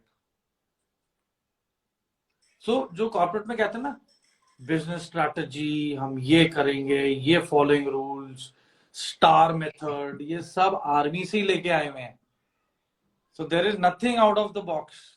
It is all that they've taken and borrowed for better man management and better direction and streamlining their dreams, goals, aspirations as good leaders from the army. तो army is the brain child. तो कोई फौजी को बता रहा है ना यार लीडरशिप क्या होती है, मुझे थोड़ी सी हंसी आ रही होती है मन ही मन में, but out of compassion and no ego ना मैं चुपचाप सुनता रहता हूं. मैं कहा ओके गुड, मतलब क्या पता मुझे इसमें से कोई नया पॉइंट मिल जाए सीखने को. So that's how things work. Sir Dhondiyal sir के साथ आपका कैसा experience? Dhondiyal sir was my company type and sir was relegated because he had a injury in his femur in his previous term, so he got relegated. So वो हमारी company में he was allotted, Kohima company. very कहते हैं ना, very beautiful mind, बड़ा अच्छी सोच का इंसान, very helpful, no mal intent, कभी भी very helpful nature and a good leader. देखो कई बार we were juniors, तो जब हमें भी रगड़ा मिल रहा होता ना, ही नेवर वंस सेड कि मुझे प्रॉब्लम है तो मैं साइड पे बैठता हूँ. तो हम सर के आजू बाजू घेरा डाल के रोल मारते रहते थे कि सर दिखे ना, एंड सर भी बीच बीच में रोल मारते रहते थे कि यार बिल्कुल भी ऐसा ना हो कि मैं कुछ कर ही नहीं रहा हूँ और मेरे कलीग्स, मेरे जो ब्रदर्स हैं, इनकी हालत खराब हो रही है. He is a very good team person, very high spirited man. And मैं श्रीनगर गया था पार्ट बी एग्जाम देने, तो मैं 2 बार गया था, दोनों बार मुझे डोंडियल सर मिले थे. तो I cleared it in my second attempt मेरे सारा पार्ट बी का. But Dondiyal sir was a person bubbling with energy. He was always enthusiastic and जोश टाइप. मतलब वो ऐसे थे कि अगर उनकी नींद पूरी हो गई ना रात को 10 बजे, तो मुझे कॉल कर क्या कर रहा है. मैं कहा सर रात के 1:30 बजे सोऊंगा ना. क्या हो गया? मैं तेरे रूम पे आ रहा हूँ, बोर हो रहा हूँ. मैं सर मत आओ ना यार, क्या कर रहे हो यार, सोने दो. सुबह जल्दी उठना है. कहते नहीं मैं आ रहा हूँ. But he was one personality whom you could never say no also. He was a very gem of a person. And sir had recently got married and मैंने सर का hand देखा था. I saw his palm. So I don't know, I have that knack, कई बार होता है ना. I saw his lifeline. मैंने कहा सर ये डामाडोल सीन लग रहा है, ये क्या कहानी क्या है. मैं कहा जल्दी से हैव किड्स और समथिंग. कहते नहीं भाई अभी तो 3-4 साल चिल और रिलैक्स करना है। मैं कहा हाथ देख रहे हो खुद का? कहता पता है यार, मतलब उपाय चलता रहता है घर पे, तो उसकी टेंशन ना ले। कहते जिसके हाथ नहीं है उसकी भी तो किस्मत है। मैं कहा बात तो सही है आपकी। मैं कहा और जो अंधे हैं उनकी भी किस्मत है, जिनके पैर नहीं है वो भी मंजिल तक पहुंचते हैं। तो मैंने कहा सर बात तो आपने भी सही बोली और मेरी भी सही है। तो कहते बस फिर टेंशन नहीं लेने की। मैं कहा सही है। So he was that person where he knew the odds, he knew, मतलब जानते हुए भी शांत रहते थे, and very accommodating, a very good listener. And in fact वो जो फोटो थी that was just I think 15th Feb के आसपास की थी ये। 18th Feb को this thing happened. उस टाइम मैं किसी काम के लिए I was in Srinagar. We had gone for ये अमरनाथ जी का यात्रा का ऑर्गेनाइज करने के लिए, काम के लिए I had gone advance party के साथ। तो उधर then I met Dondiyal sir again second time. तब we enjoyed, like he was a person high on life and very his EQ emotional quotient was very मतलब हाई। मतलब वो बात ऐसी करते थे ना, वो दिल को छूने वाली बात ही करते थे। B it regarding courage, be it something technical, be it something related to practicality in life, taking care of troops, combat. Sir was good and he was very helpful person and बैठ के इकट्ठे drinks भी बहुत पिए हमने and we've discussed many other matters. That's जिस दिन पुलवामा का हुआ था तो 15 को we were there together. We were discussing कि कैसे how to go about the operation, how to plan it out. Many other things were being planned. And I told sir, मैंने कहा सर आउटर कॉर्डन को पहले इनिशियली फिट करना, then only move in, and please avoid going in at night, early morning आना। But he was like कि देखते हैं यार अभी तो इंट पे है, जो जब जैसे मिलेगी तब रिएक्ट करेंगे। तो ये 15 को हुआ। मैं 17th morning I left to some other location for some work and then 18th this thing happened and where I was I got the news. I got the call directly from other officers because they knew I was very close to him. कहते तू यार this has happened man। मैंने इतनी माँ बहन की आया, मैं गालियां निकाली। I broke down. I broke down अलग से। I went in the room, I cried a lot and गुस्सा भी बहुत था। तो जितना कठोर and tough warrior you will see, the more emotional that person will always be when he's alone. तो मैं जितना टफ हूं उतना ही मैं नरम भी था in terms of the emotional factor. But then we used to avoid sharing our emotional stuff. We still do. सारी चीजें बताई नहीं जाती हैं, इजहार करने पे भी बातें अच्छे से क्लियर कन्वे हो जाती हैं। That is how things were. Sir मेरा आखिरी सवाल है आपसे। दो आपने कन्वर्सेशन में काफी सारी चीजें बताई हैं कि what will be your message to all the aspirants, क्योंकि ज्यादातर तो जो एस्पिरेंट्स देखने वाले वीडियो, एनी वन और two messages that you would like to give it to them. Number 1, negative thoughts का टाइम तभी आएगा जब आपके पास बहुत टाइम है सोचने का। So firstly get out of your comfort zone, plan a goal to achieve something, get up early, go for your physical run and exercises, be it if not in the morning शाम को जाओ, पर जाओ जरूर। keep yourself busy। अगर कोई काम नहीं है अपनी हॉबी पे ध्यान दो। you like bike riding, go do it, do justice with it। you like painting, do it। you want to work for an NGO, do it। no work too big or too small, work is worship। पर जो काम कर रहे हो do it with perfection, do it with dedication, honesty, sincerity। अभी मेरे पास बहुत aspirants के मैसेजेस आते हैं, सर मैं आर्मी ऑफिसर बनना चाहता हूं, मैं ये बनना चाहता हूं, पर you have to work hard for it. ऐसे तो मैं भी कह दूंगा मैं भी प्राइम मिनिस्टर बनना चाहता हूं, क्या मैं जाके खड़ा हो जाऊंगा इलेक्शन में, नाम मेरा नाम भी भर दूंगा मैं, I will fill in my name also, I have that privilege. पर you really think I will get any votes? No. So things don't happen overnight। आज का यूथ इज सो इम्पेशेंट ना, दे लाइक नहीं अभी इसी वक्त मुझे अभी करना है, अभी बनना है। ये सारी चीजें अपने टाइम पे होती हैं, but remain focused, don't remain confused. If you have a goal to achieve, stick to that goal. आप अपने गोल को एक बार अचीव नहीं कर पाते हो, आप हर दूसरे दिन तो कोई दूसरा नया गोल तैयार कर लेते हो कि भाई आप तो ये करेंगे. वाई? बेसिकली जिद्दी बनना सीखो. Be stubborn. एक चीज ठान ली है, उसी पे टिके रहो, डटे रहो. After achieving your goal, then you be adaptive, then you be flexible. पर when it comes to your life का मिशन, बी एडमेंट, बी जिद्दी. जिद मत छोड़ो, ठीक है? एंड बातों से कुछ नहीं होगा, ट्रस्ट में. जो कम बात करते हैं ना, आप ये नोटिस करोगे, who talk less deliver the most output. तो best is one should be very balanced. Confidence आपका कम नहीं होना चाहिए, मोरल डाउन नहीं होना चाहिए, and you should very well be very clear what you want. अगर आपको अपना रिक्वायरमेंट ही नहीं पता चल रहा है, how can you plan something? आप एक बिल्डिंग कैसे बना सकते हो जब तक आप उसका प्लिंथ कहाँ पे, कितना थिकनेस होना चाहिए प्लिंथ का, डेप्थ कितना होना चाहिए, आप प्लिंथ के बारे में ही नहीं जानते हो, तो आप बिल्डिंग किस इंफ्रास्ट्रक्चर, किस प्लेटफॉर्म पे रेज करोगे? And take a decision in life.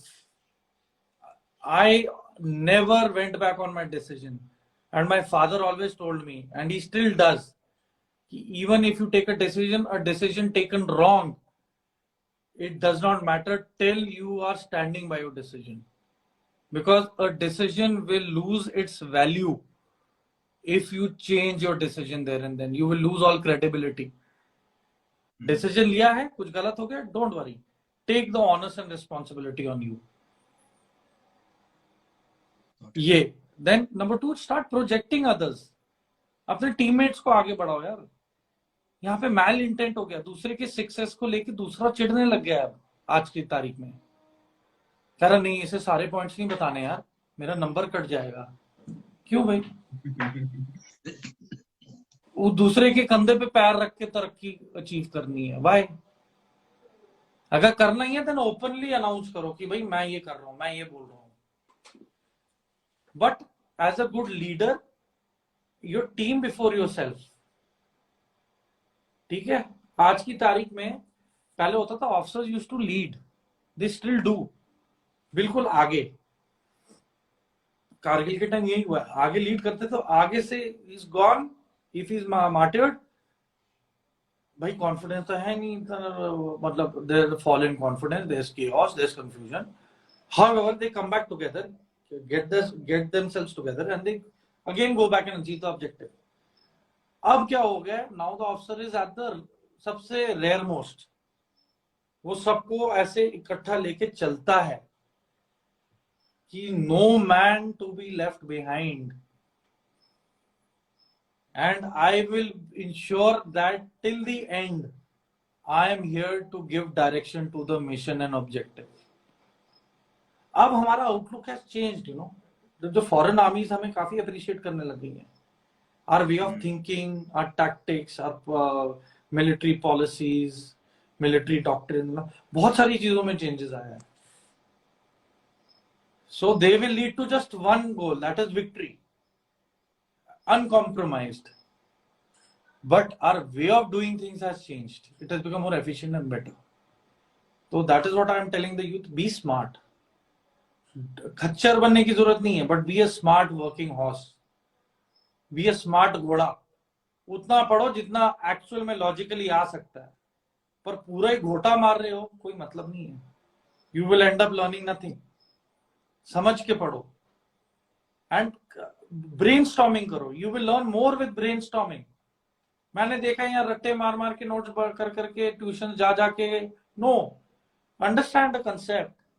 It is like I will teach you how to fish and you will feed yourself for a lifetime. पर मैं अगर आपको मच्छी खिलाई जा रहा हूं, I am keeping you in that comfort zone. I am not teaching you how to survive. I am teaching you how to become dependent on me. That is wrong. तो एक दूसरे को धक्का दो, इन द सेंस इनकरेज करो, एक दूसरे को आपस में इकट्ठा टीम की तरह लेके चलो। जब तक वो नहीं कर पाओगे, जब तक कोई दूसरा बंदा तुम्हारे पास आके ये नहीं बोलेगा भाई मेरी मदद कर दे, till that time you are not dependable. You have to become dependable in terms of leadership कि यार ये बंदा ये मेरी मदद करेगा, that point of view. बाकी any queries, Akash? I'm sure the youth is going to approach you and I am definitely available here. And in the future एक दो और भी है, there are few stories. Jhajjar Kotli I have not spoken about it yet. वो probably अगले part में we will discuss. And Amarnath यात्रा भी करवाई थी, that is another. So we have 2 other parts to discuss and tell how we went about it. But this is how it is. The youngsters of India got to work hard. Got to work hard. There is no substitute to hard work. And the only recognition that you will get in life is by your hard work. And don't think of results. Don't be over calculative. मैं ये करूंगा तो ये हो जाएगा, वो करूंगा तो ये हो जाएगा. No. Got to be very focused. You should know. Plus is this, minus is this. And I have to do this. That is all, Akash. Thank you so much. Thank you sir आपके time के लिए और इतने जल्दी quick session में accept करने के लिए invite. Thank you. So we can have you. this conversation.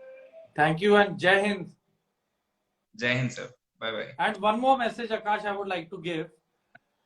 I sincerely have a wish that before I meet my end in my lifetime, there should be a movie which should be made telling the world what we, the troops of 8 Rajrif, experienced in the year 2013 and 14.